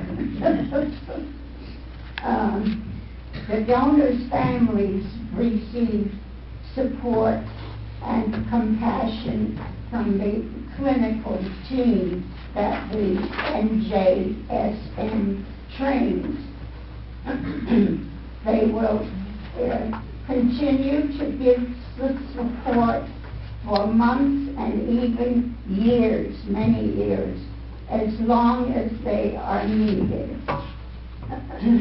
I will close my little remarks with a quote that the NJSN uses. To the world, you may be one person, but to one person, you may be the whole world. Thank you.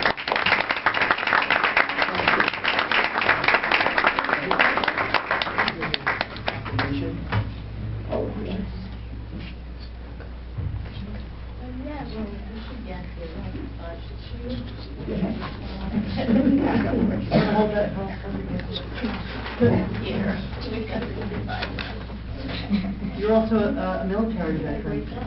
Yes. Marines.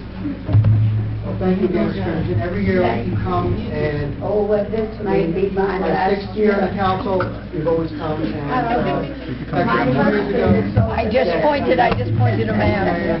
And I give you credit, because 2 years ago you would come and accept the proclamation. My driver's license was becoming renewed, and that's when I did sign up at that time. The direct results of you. So, God bless you, and thanks for coming tonight. I'm glad you had, a good cross-section of the borough here tonight. Actually, here you speak a lot of times you come and all you're talking to is the family. But thank you again.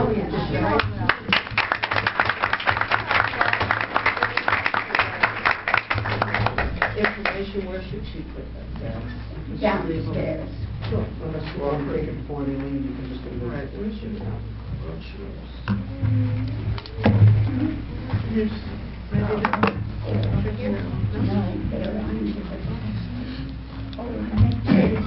God bless you.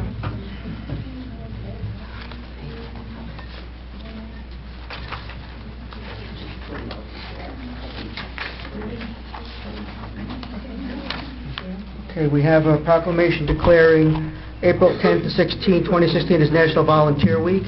We have Eric Schultz to accept it from the fire Fire department. Chief, please come up.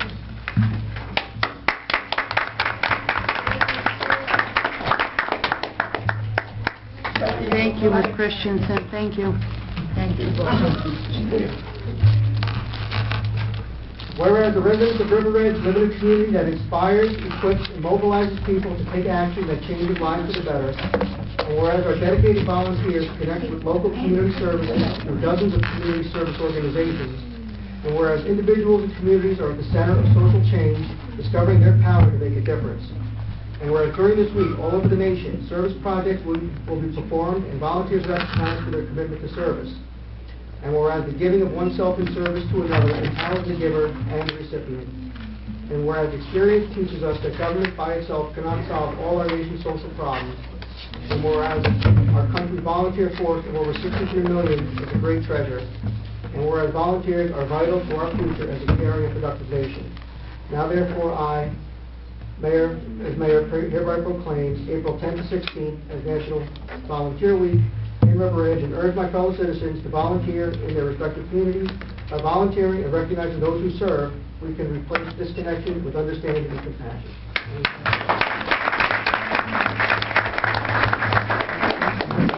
The Chief of our Fire Department, and we also have a lot of community volunteers here tonight. We have Cub Scout leaders, we have member of River Edge Historic Commission, we have member of the Mayor's Advisory Board, member of the Planning Board, our library director, all other kind of volunteers who are also here tonight. So it's appropriate that they're here also to accept this on everybody's behalf. And again, we always talk about how much we appreciate our volunteers and how much we need them to make River Edge the town that we all enjoy the quality of life in. So again, thank you, Chief. Thank you, Mayor and Council.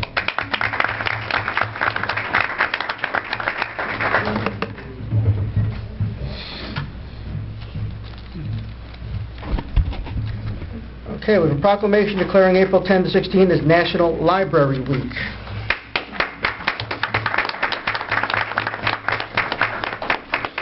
Director Darrell If you O'Connor. wouldn't mind distributing this, we're obsessed with numbers, lately. And these are our value for money numbers, so please feel free to have a look at these. Whereas our nation's schools, academic, public, and special libraries make a difference in the lives of millions of Americans today more than ever. And whereas librarians are trained professionals helping people of all ages and backgrounds find and research information and need to live, learn, and work in a challenging economy. And whereas libraries are part of the American dream, places for opportunity, education, self-help, and lifelong learning. And whereas library use is up nationwide among all types of library users, continuing a decade-long trend. And whereas libraries play a vital role in supporting the quality of life in their communities. And whereas libraries can help you discover a world of knowledge, both in person and online, as well as personal service and assistance in finding what you need when you need it. And whereas libraries, librarians, library workers, and supporters across America are celebrating National Library Week with the theme Libraries Transform. Now therefore be it resolved that I, as mayor, hereby proclaim April 10 to 16, 2016 as National Library Week. I encourage all residents to visit the library this week to take advantage of the wonderful library resources available, and thank your librarians and library workers for making information accessible to all who walk through the library's door. Worlds Connect at your library.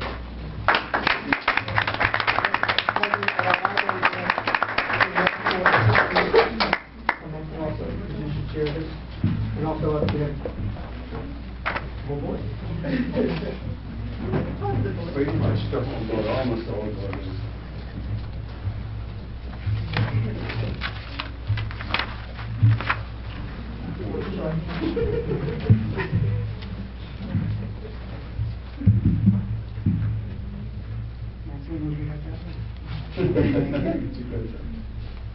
Congratulations. Of your time, I know everybody's busy. Thank you, Mr. Mayor. Really appreciate everybody recognizing the library on this, our traditional time of the year that we recognize libraries. The library's doing good. We had our tough times. The Great Recession was not very good for libraries all over the country. We mentioned here about challenging economic times. River Edge is no exception to that.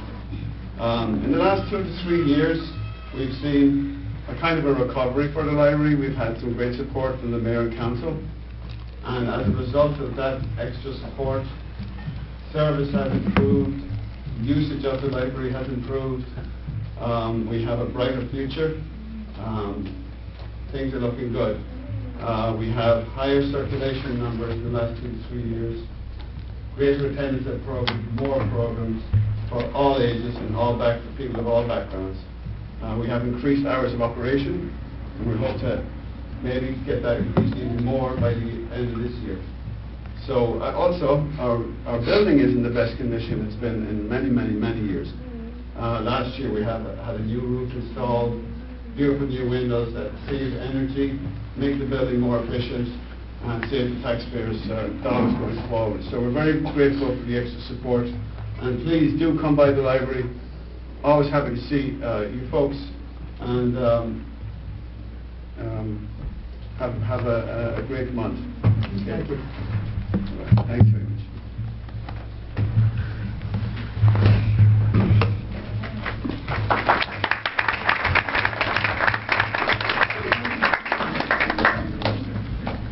A proclamation declaring the month of April 2016 as National Autism Aware Month. Lisa Millardo is here. From Heart to Heart.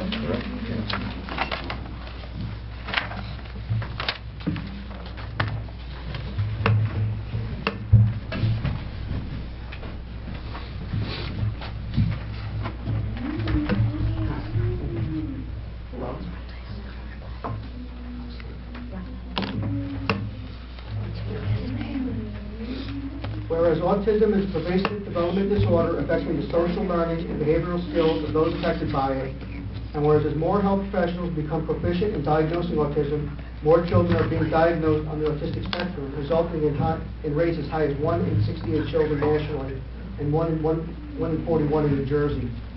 And whereas while there is no cure for autism, it is well documented that if an individual with autism receives treatment early in their lives, it is often possible for those individuals to lead significantly improved lives.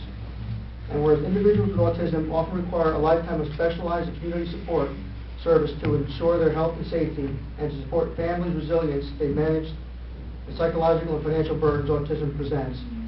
And whereas Autism New Jersey is spearheading an awareness effort in order to educate parents, professionals, and the general public about autism and its effect. Now therefore, I, as Mayor of the Borough of River Edge, do hereby proclaim April 2016 as National Autism Awareness Month in the Borough of River Edge, and urge all employees and residents to participate in our Autism Awareness Month activities in order to become more educated on the subject of autistic spectrum disorders.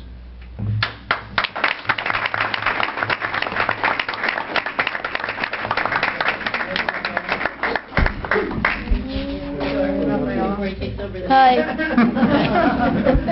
Hi. Okay. Take a picture? Come on, I'll go into the picture, okay? Can you do that? Mommy, come here. Sit my mommy. I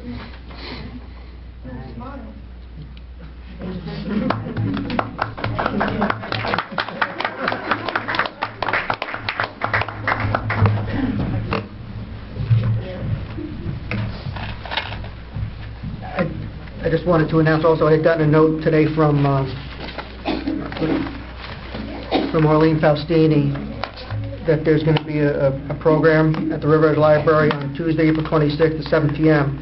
It's called After the Diagnosis, A Parent Survival Guide to Autism Spectrum Disorder. And Lisa Millardo will be the guest speaker that evening, so I encourage everybody to come out. It's also something that's part of the Stigma Free campaign that Councilwoman Bastide has been very instrumental in spearheading and promoting. And we know that this is a major issue, and we're glad that services keep getting better. We're glad that diagnosing gets better. And we're glad that more people are understanding about of how autism affects, and I have some personal experience also, that it's not just the child, we know how it affects the families also. So I encourage everybody to come out to and hear Lisa speak on the 26th, and we thank them for coming tonight.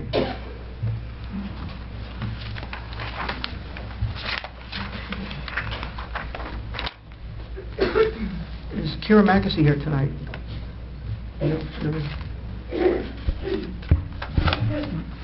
We about a month ago, we had gotten an email from Mrs. Mackesy on behalf of her daughter Kira, who just received the Girl Scout Gold Award. And she had asked for the council to send her letters of congratulations. And at the time, I'd known it, I did, and several other members of the council had also. And I think it was important for us to recognize the Girl Scout Gold Award as being the highest achievement in Girl Scouting that's attainable. And we asked Kira to come tonight because it just didn't seem enough just for us to write a letter. She should be afforded her opportunity to come and be commended before the mayor and council. And we hope she'll still come. But and the Girl Scout leaders out there too, these folks aren't very busy sometimes. So anytime there's any kind of Gold Scout award ceremony, I know we'd be very pleased to attend and join you in celebrating and recognizing these girls as they make this great achievement. So I put that out there for the Girl Scout leaders also, and we again offer our congratulations to Kira.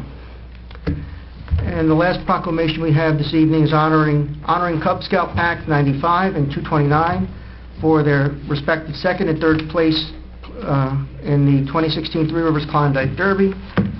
Can I please ask the leaders and the scouts to come up, please, for the proclamations?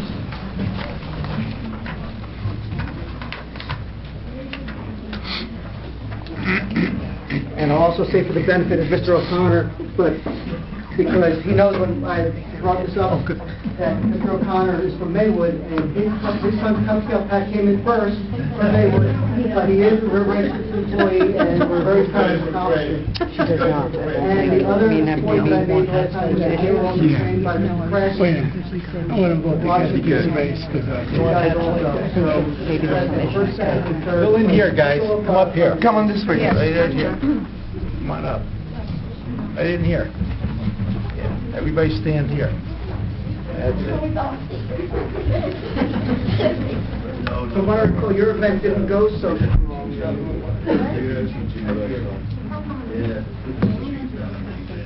So, Julie. Come on, Julie, you've done this a few times before. It's the last one. The last one. Okay. Whereas Cub Scout Pack 95 and 229 competed in the Three Rivers Klondike Derby, which was held on February 27, 2016 in Camp Alpine. And whereas 84 sleds competed, the Cub Scout division had a total of 43 sleds in their division. And whereas the boys competed in 6 skill stations: fire building, first aid, team building, flashing, orienteering, and shelter building. And whereas the boys pushed and pulled the Klondike dog sled packed with all of their supplies up and down the trails of Camp Alpine. And whereas the boys who made up Pack 229 Senior Weeblo Team, the Ferocious Fire, were David Arturi, Seamus Byrne, Christopher Hums, Andrew Matthews, Matthew McGinnis, Thomas Short, Nicholas Felda, and Evan Visaggio Lopez. And whereas Ferocious Fire was awarded 109 points out of a possible 120, giving them a second place victory. And whereas the boys who made up Pack 95 Senior Weeblos Huskies team were Brandon Gion, Eric Ravello, Vin Christian, James Mignon, John Fort, Matthew Volmar, and Will Ginch, and where the Huskies were awarded 100 points out of a possible 120, awarding them third place. And whereas after their last station, the Husky team went on to compete in the sled race competition and took a first place win for the second year in a row. Now therefore be resolved that I, as Mayor of the Borough of River Edge, on behalf of the council, do proclaim Cub Scout teams Ferocious Fire and the Huskies, trainer Kevin Kress, the adult leaders, Allison Matthews, Lynn Spelda, Stephanie Visaggio, Julie Volmar, Susan Ginch, and sled dads Rich Matthews, Sean McGinnis, Jeffrey Hums, Mike Ginch, and Mike Christian are hereby honored for taking the second and third place in the 2016 Three Rivers Klondike Derby. Congratulations, boys.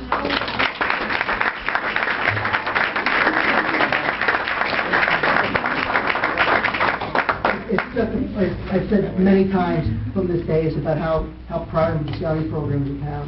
You go from the Cub Scouts, the Boy Scouts, both packs we have, and then obviously we have a very, very active and successful Girl Scouts program also. And the council's always been fully supportive of scouting in general, and we're always so pleased to be able to recognize events like this, because we know that, at least in terms of the Weeblos, how much time they put in from the October, November, through the snows and cold of January, again having a snow out this year, like we had the previous year, and still doing as well as they have. Last year the Huskies came in first. We got two teams this year, second and third. And they said they repeated again with the sled race. It's just a fantastic effort by Mr. Crescent, training them, by the leaders, and I know specifically the efforts put forward by Sue Hinch and Julie, my son, obviously, on the Huskies. And but you couldn't help but be impressed by watching what these kids accomplished. And again, congratulations on the team. They were also obviously very well trained and excellent for their first time competing, coming in first place. That's quite an accomplishment also.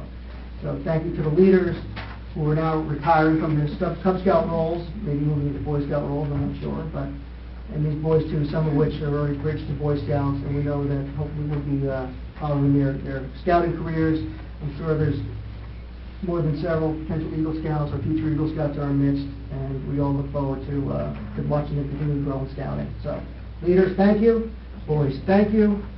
And you don't need to stay the rest of the meeting unless you want to.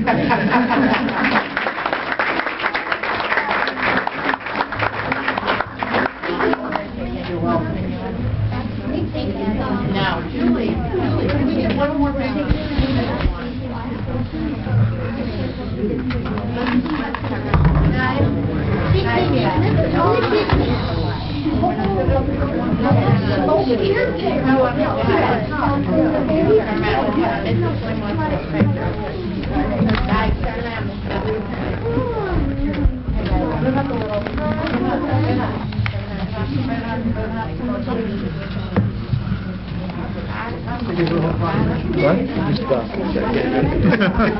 Just so I figured the adults were coming up and there would be photo bombing. Perfect. Yes,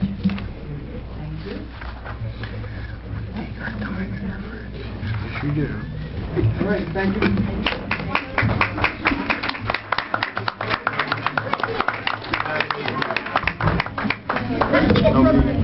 I help.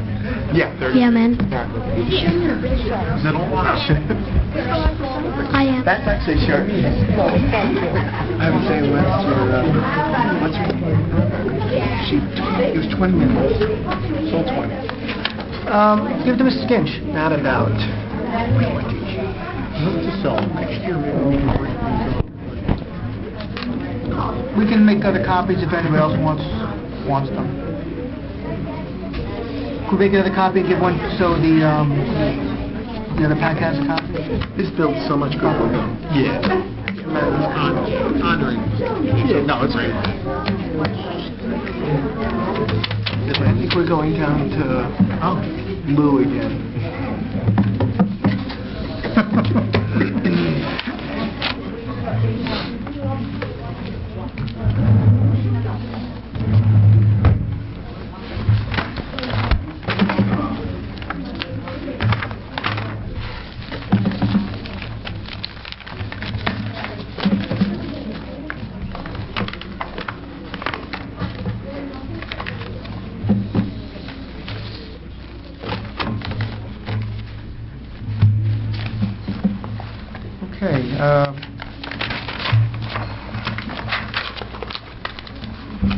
Can I please have a motion to open the meeting to the public for comments on any issue on the agenda? So moved. Second. Any discussion? All in favor? Aye. Okay, this is the first opportunity for public comments regarding any issue on the agenda. If anybody has any questions or comments about any specific agenda item, now's the opportunity. There'll be another opportunity to address the council at the end of the meeting. Seeing none, can I please have a motion to close the public comments? So moved. Second. All in favor? Aye. There's a lot of appointments and personnel changes. I'm going to, with the council permission, I will just read them by title. Maybe we'll just move them as a consent agenda, unless something specific somebody wants to address. Okay. We're going to approve the salary change of Jason Melito, road foreperson in Department of Public Works, from an annual step 1 salary of $74,951 to step 2, $79,037, effective April 1st, 2016. Approve the salary increase of Richard Stephen, road foreperson in the DPW, from annual step 3 of $82,162 to step 4, $86,487, effective April 1, 2016. Approve the salary increase for Michael Goldberg, crossing guard, from Schedule B, Step 2, hourly rate of $18.41 to Step 3, $19.39, effective April 4, 2016.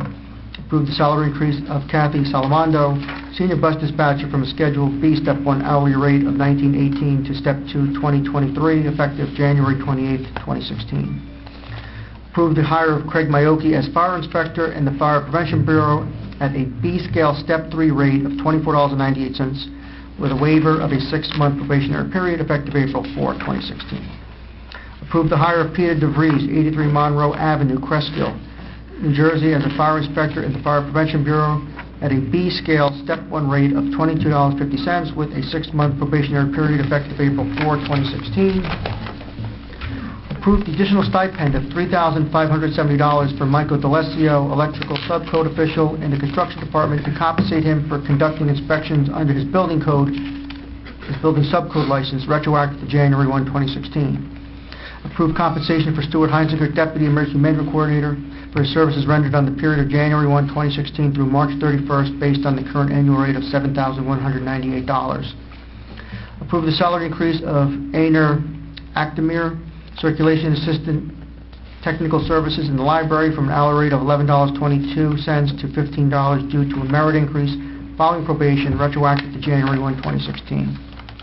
Approve the salary increase of Darrell O'Connor, library director, from an annual salary of $101,670 to $105,619 due to a merit increase following performance review, retroactive to January 1, 2016.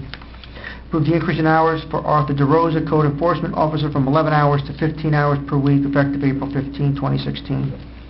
Approve the salary increase of Nicole Florio, planning, zoning, assessor clerk, from an hourly Step 1 rate of $19.18 to Step 2, $20.23, retroactive to January 7, 2016.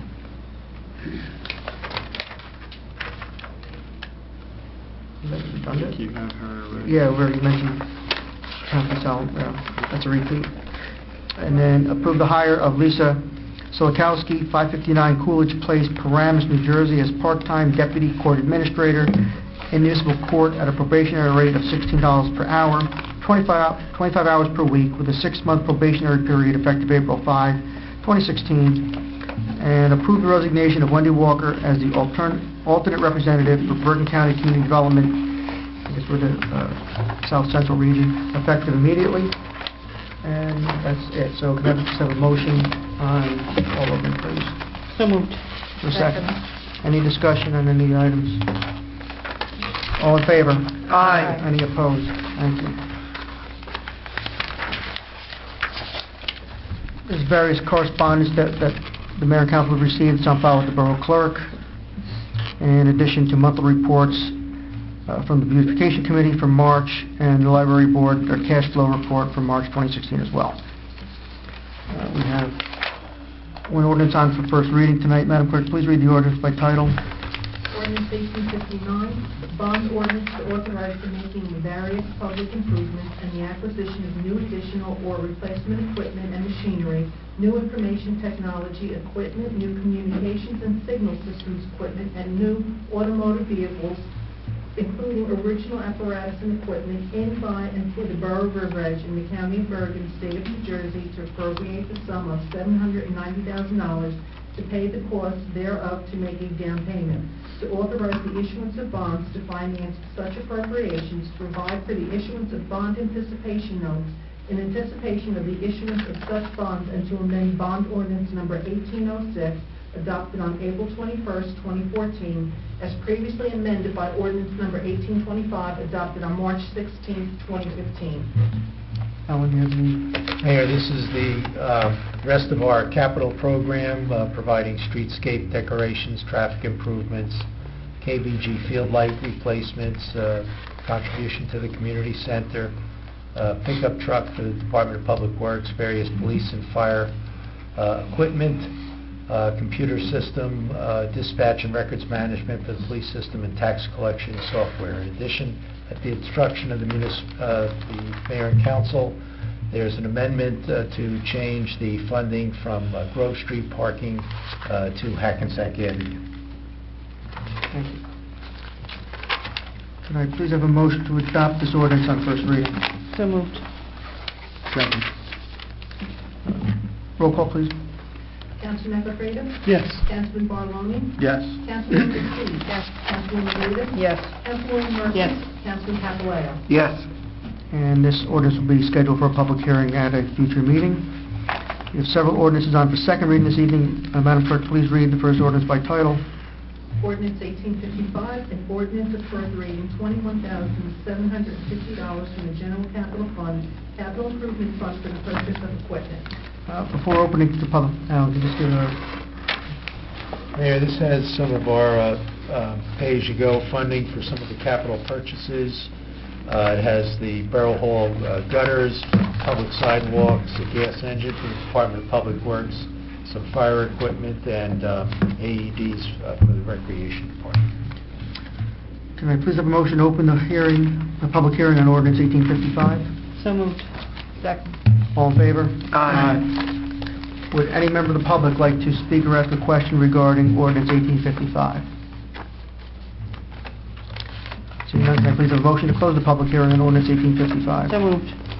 Second. All in favor? Aye. Can I please have a motion to adopt ordinance 1855? So moved. Second. Any discussion? Roll call. Councilman Fredo? Yes. Councilman Barloni? Yes. Councilwoman Dees? Yes. Councilwoman Davis? Yes. Councilwoman Murphy? Yes. Councilman Papalayo? Yes. Mayor, if I could interrupt before you begin 1856, I'm going to make a motion to amend 1856 to add 3 additional AEDs, automatic electric defibrillators, so that they may go in the vehicles of the fire chief, the assistant fire chief, and the deputy fire chief. So I would like to make that statement before we go to open hearing, so that if the public wished to comment, that would also be germane.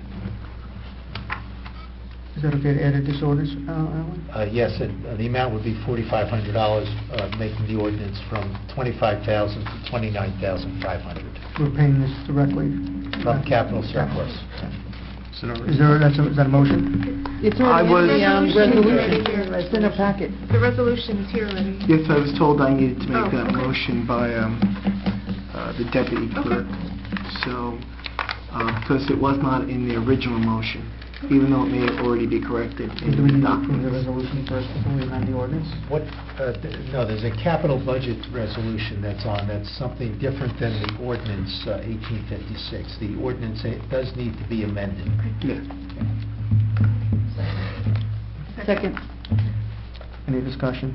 All in favor? Aye. So can I please have a motion to open public hearing on amended ordinance 1856? So moved. Second. All in favor? Aye. Okay, we're now open to the public. If anybody from the public has any comments or questions regarding ordinance 1856 as just amended by the council, now's your opportunity to speak. Seeing no one, can I please have a motion to close the public hearing on ordinance 1856? So moved. Second. And I have a motion to adopt ordinance 1856. So moved. Second. Any discussion? Roll call, please. Councilman Fredo? Yes. Councilman Barnoni? Yes. Councilwoman Steve? Yes. Councilwoman Davis? Yes. Councilwoman Murphy? Yes. Councilman Papalayo? Yes. Good. Okay, ordinance 1857, Madam Clerk, please read by title. Ordinance 1857, amend ordinance 1819, an ordinance to fix the salary, wage, and compensation of the officers and employees of the Borough of River Edge in the County of Bergen and the State of New Jersey for the year 2015. Alan? This is an ordinance to confirm the negotiations and the memorandum of agreement with the Police and Superior Officers Associations. So these salaries would approve the retro increases, one for 2015 and one for 2016. Okay, can I please have a motion to open public hearing on ordinance 1857? So moved. Second. All in favor? Aye. Okay, the public hearing is now open on ordinance 1857. Anybody have any questions or comments regarding ordinance 1857? Seeing none, can I please have a motion to close the public hearing on ordinance 1857? So moved. Second. All in favor? Aye. And can I please have a motion to adopt ordinance 1857? So moved. Second. Any discussion? Roll call. Councilman Patrice? Yes. Councilman Barnoni? Yes. Councilwoman Steve? Yes. Councilwoman Davis? Yes. Councilwoman Murphy? Yes. Councilman Papalayo? Yes. Okay, one more. Ordinance 1858, Madam Clerk, please read it by title. Ordinance 1858, amend ordinance 1849, an ordinance to fix the salary, wage, and compensation of the officers and employees of the Borough of River Edge in the County of Bergen and the State of New Jersey for the year 2016. Alan? Mayor, this is the other ordinance for the contract with the police and the superior officers. This is for the year 2016 to allow a retro pay for that agreement. Can I please have a motion to open public hearing on ordinance 1858? So moved. All in favor? Aye. Okay, we're now open to public on ordinance 1858. Anybody, questions, comments? Seeing none, can I please have a motion to close the public hearing on ordinance 1858? So moved. Second. All in favor? Aye. And can I please have a motion on the adoption of ordinance 1858? So moved. Second. Any discussion? Roll call, please. Councilman Patrice? Yes. Councilman Barnoni? Yes. Councilwoman Steve? Yes. Councilwoman Davis? Yes. Councilwoman Murphy? Yes. Councilman Papalayo? Yes. Thank you. I had asked this one other time, maybe between Stephanie and Alan, we could do it in the future. What I'd like to see in the future when we do these ordinances and have like a plain English subtitle. So we have just a little one or two liner just calling out what the gist of the ordinance is, so it's clear, because sometimes it's not very obvious from the title. Thank you. The resolutions by consent from 16-157 through 16-165. Does any member of council want to pull out for separate consideration? Not to pull up for separate consideration, but 16165. Alan, do you know, has New Jersey Transit told you when they may be actually moving that bus stop that we approved moving in 2014? Moving the signage? The bus stop, you mean the signage? Correct. No, they haven't been contacted yet. Can we ask them? Well, I guess once the resolution is done, that would be forwarded. Fantastic. Thank you. This is to address the issue with the driveway. Yes. Yes. And I just would like to add something about 16163. Yes. Was there any other company contacted that could have performed this work? No, these professional services, it's not subject to the bidding laws. It's significant at the bid threshold. No, I understand that, but, I know there's a lot of engineering companies out there. No, but I recommended to council that due to Mr. Escaley's specific experience in working with the Bergen County Transportation and being the county engineer and the assistant county engineer, that he has some unique insight on particularly the traffic signals on Kindicamac Road, and he's been involved in probably every major road improvement and pedestrian or traffic signal improvement project in the county over the past 30-plus years. So he worked for the county, now he's working private, Yes, he for this retired private corporation? Correct. That's it? If the council wishes to interview him, they certainly have that opportunity. If they want to go RFP, they certainly have that opportunity. Or else we just adopt it tonight as it's listed. There's 16158 with the changes approved at the work session. Yes, resolution to create the farmer's market. Do you have those changes, Mr. O'Leary? So we can just put them on the record. Sure. The resolution is going to be modified. Paragraph 2 will be the farmer's market is permitted every Tuesday from June 1st, 2016 to October 31st, 2016. Number 3 will be changed to the permitted hours of operation will be from 11 a.m. to 7 a.m. After the be it further resolved, paragraph A will be of the Bergen County Department of Health will be eliminated, so it just will say ensuring compliance with orders of River Edge Board of Health and other provisions of the section. And the last section, be it further resolved, the following persons have been appointed to serve on the Farmers Market Committee. Number 1 is Teresa Esposito, the council designee. Mary Davis is the council representative. Joelle Schlossberg is the mayor designee. And Patty Schwartz, it will be the Board of Health. Quartz. And Joe Ellen Schlossberg. Joe Ellen Schlossberg. And Patty Quartz will be the Board of Health designee. All terms are going to expire on December 31st, 2016. Okay, I believe a motion to adopt these resolutions by consent. So moved. Second. Any more discussion? All in favor? Aye. Could our finance chairwoman please read and move resolution 16-166, payment of the bills? Thank you, Mayor. Whereas vouchers for the payment of goods and services rendered to the Borough of River Edge have been received, and whereas each bill has been checked by the receiving department, approved by the Chief Financial Officer and Borough Clerk, and reviewed by the 3 members of the Finance Committee. Now therefore be it resolved that bills as listed now be confirmed for payment from the appropriate funds as follows. Current account, $455,331.91. Recreation account, $1,849.43. Self-insurance account, $2,115.22. Trust other account, $9,045. Be it further resolved that claims read and approved by the governing body at council meeting will be dated the day after the reading of those claims and will appear on the following bill list at the next public meeting of the mayor and council, at which times claims would be paid. So moved. Second. All in favor? Aye. Okay. We're now open, motion to open the hearing to the public on any item of concern or interest. So moved. Second. All in favor? Aye. Okay, we're now open to the public for any comment, any question on any topic that you want to raise. Seeing no comments, can I please have a motion to close the public hearing? So moved. Second. All in favor? Aye. Council comments, Councilman Steve. Thank you, Mayor. I just would like to recognize and congratulate the cast and crew of the Riverdale High School Drama group who put on a fabulous production this weekend of Les Miserables. If anybody else went to see it, it was fantastic, so congratulations to them. And I'll just reiterate what the mayor already announced, that the Stigma-Free Initiative is hosting its second speaker event, after the diagnosis, autism spectrum disorders, and Lisa Millardo, who owns the business Heart to Heart in River Edge, will be presenting that 7 p.m. at the library on April 26th. And we want to thank the library for being supportive of the efforts and offering space to hold these Stigma-Free Initiative events. And that's it. Thank you. Councilman Bartoloni. Thank you, Mayor. We covered a lot tonight, actually, but as the resolution pointed out, or the proclamation pointed out, 141 children under the age of 20 have autism in the state of New Jersey, and it's the highest of any state in the country. And actually, that is a 12% increase since 2014. So the rates do continue to rise.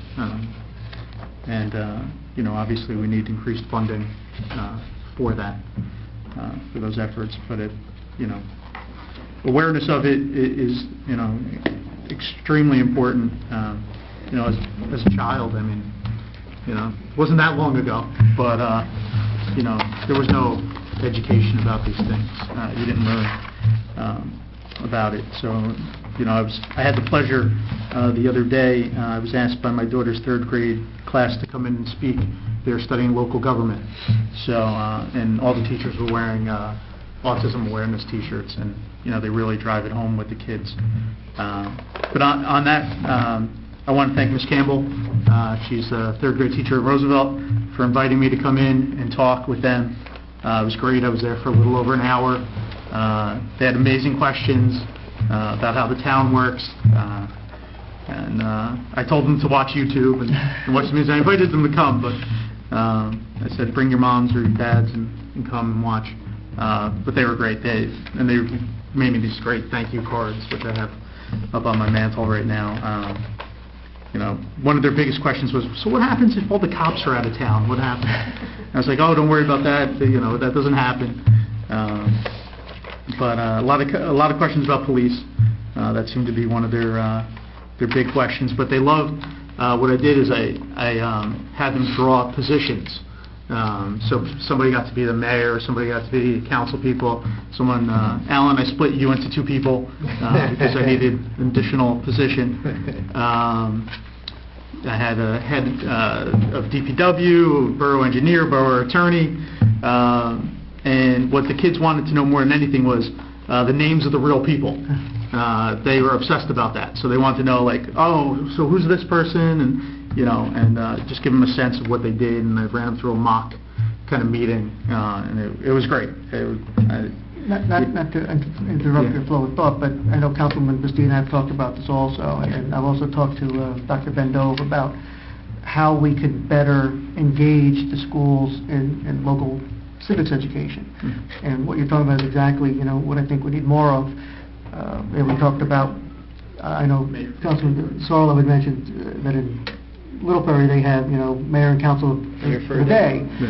I think that's something that we should be looking to do, and at various grade levels, different kind of activities, because I think, like you said, even the younger ones do show an interest and an awareness of what's going on, and it's important for them to know, you know, the basics of the town government and how all the things they see every day, from their garbage pickup to the police and the fire, how, you know, they go to the library, how all these things operate and why they are the way they are. So any way we can encourage that more, maybe you can package your little program and we can bring it otherwhere. But like I said, I have been in discussions with Dr. Bendove about having us go to the schools more often, and I said, and maybe we can look at doing an essay contest. Some towns do it for, you know, mayor and council today, and let them, you know, come in and run a portion of the meeting, depending on the grade level or other activities. So I think that's an initiative that I think probably all of us would be interested in you know, participating in. So.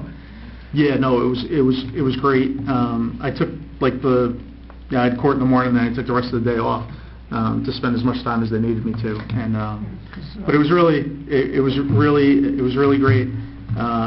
You know, the questions were fantastic. They were amazed about some of the things, you know, how much it costs to run the town. They were amazed, you know, that River Edge is worth $1.6 billion, you know, if you combine everything.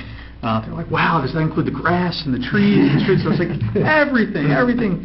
And so they had some great questions. They wanted to know if we picked Justice Scalia's replacement. I had to explain that, you know, so that's a little bit above my pay grade.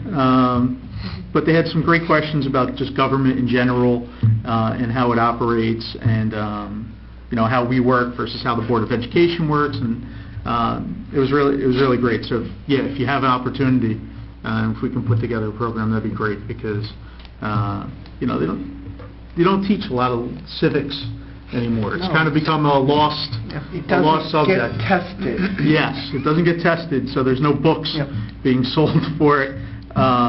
And so it is something that's lost, and it, you know, so yeah, you know, volunteer, call, you know, we have, a lot of us have children, just call up the teacher. I'm sure, you know, they would love for us to come in and speak. I think the school board is interested also in doing it, so I think it's something we'll certainly work on this year. Just congratulations to Kira McKenzie. I know she wasn't here, but I know my wife got the Girl Scout Gold Award, and so I know from her the effort that she took to get that. And thank you to Barbara Christensen for coming in and speaking to us again. Ms. Christensen is being considered to be Grand Marshal for the 4th of July Parade this year. Yeah, if you're not, sign up to be an organ donor. Really, you know, I have firsthand experience with it and with the Share Network, and they're a great organization. And you know, so sign up. That's about it. Thank you, Councilman. Councilman Papaleo.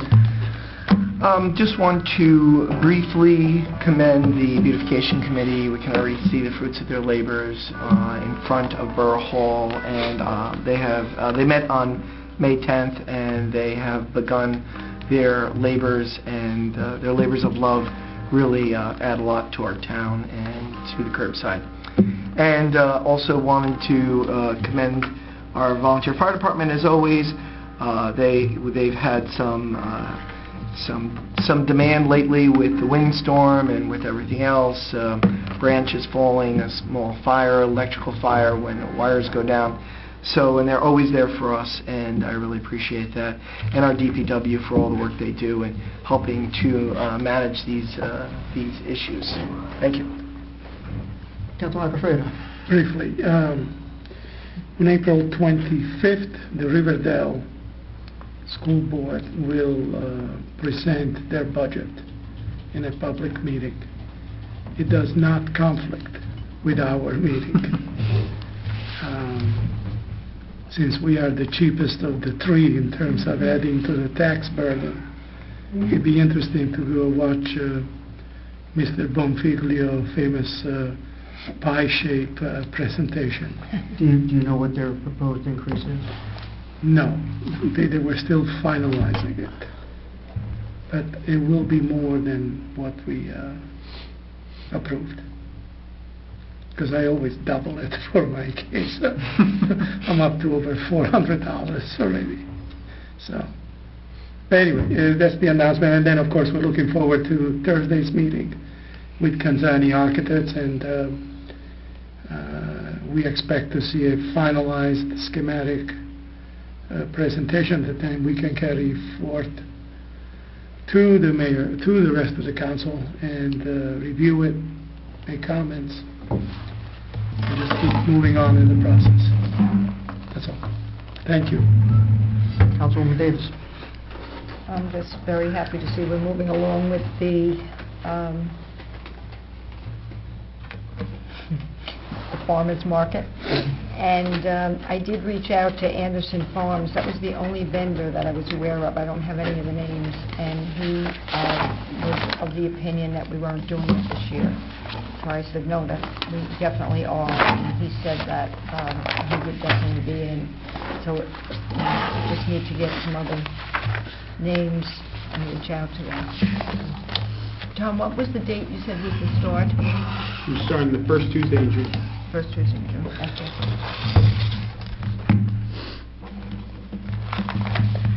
Is that it? That's it. Councilwoman. So I just would like to welcome California Tortilla to River Edge. They had their grand opening last week. I was there in the morning, and then my family went later that evening, and they must have served at least 650 customers, because that was the ticket number at the end of the day, 650. They had everything for free. So that was quite a good grand opening. It was very busy, and there was a lot of happy people there, and I wish them all the success. It's a very nice family that is operating it, and it was great. Very good reviews. Everybody should go try it. I've also handed everybody a copy of this Assembly Bill 222 that was heard today.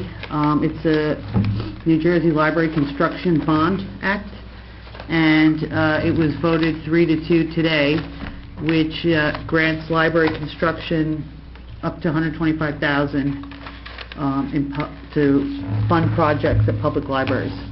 So if everybody would take a look at it, maybe the next time we could discuss this, it would be something that we could probably, if it goes forward, apply for.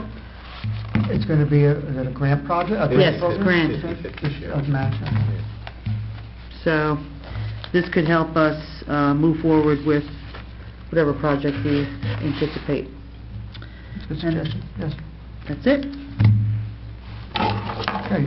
Yeah, I was at California Tortilla last night. It was very busy, and it was probably close to 9 o'clock on a Sunday night. Hopefully it's not just a new store buzz, but it's a harbinger of things to come. And, you know, I encourage all the residents to patronize all the local businesses, particularly the new ones down at Newbury, Francesca's, and, you know, Happy Burger's doing very well. All the stores seem to be doing pretty busy, so we want them to continue. And hoping to start work with the Mayor's Business Advisory Council to figure out other ways where we can encourage residents to shop local, use local services, whether it's, our dry cleaners or our restaurants or even our local professionals, because we need to figure or find ways to encourage people to spend their money locally and patronize the people who work and live in River Edge. So that's something that hopefully the next few months we'll be coming out with more recommendations and more programs. Just a couple other notes. I received notification that the borough received an NJDOT local aid grant in the amount of $155,500. This was our application for Fifth Avenue Section 4, which I believe was from from Midland to high school, right? Is that what it said? Yes, Yes, yeah, so- we'll discuss that at a future work But session. that was $155,000, which is good. Usually we get 149, we got 155 this time, so that's good. Also got a notification that the Safe Route to School program, it's open period for applications. The deadline's June 27th. Maybe Councilman Steve would want to bring it to Traffic and Safety. I'm also going to forward it to the school board, since they've had some potential projects they wanted to look for potential funding under Safe Route to School, so we'll do that. Again, the deadline is June 27th. And I also was informed that in 2015, River Edge was again designated a Tree City by the Arbor Day Foundation. And we also received a Growth Award, which I wasn't sure what it was, and I had emailed Liz Stewart, and she had forwarded my email to Jennifer Doherty, who was supposed to give more information on the Growth Award. But apparently, if you get Growth Awards for 5 or 6 years in a row, you get like a silver status or something to that effect. So I was curious to see where you did it. Liz told me that they had been submitting since 2000, so we may be well over that threshold, but I was just curious to see what the Growth Award is actually for specific initiatives that are undertaken by the borough and the Shade Tree Commission. So I just wanted to, and maybe next time I'll have more information so we can acknowledge what they've done. And the reminder also that Arbor Day is April 29th.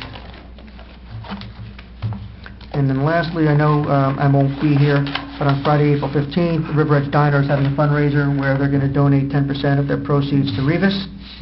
So even though I won't be in town, I encourage everybody to go and have dinner there that night and buy some drinks, because it was 10% off the bill, excluding tax and tip. They didn't say drinks. Right. So it's a very nice gesture on their part. We know that the Sedaris has been very active in the community and always supporting our local events. I'm sorry? What's the date The again? 15th. I don't... All day. Time. Is it all day? Not just dinner, it's lunch and all day. I'm thinking bills are higher at dinner time, so. But I think it's a very nice gesture on their part, and encourage everybody to go.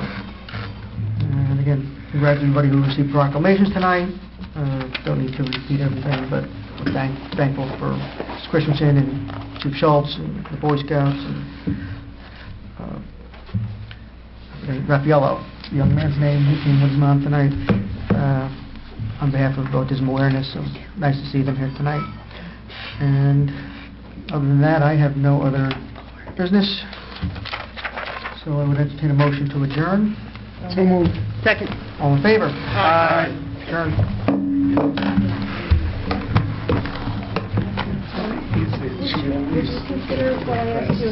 Invite you to our May meeting. See you.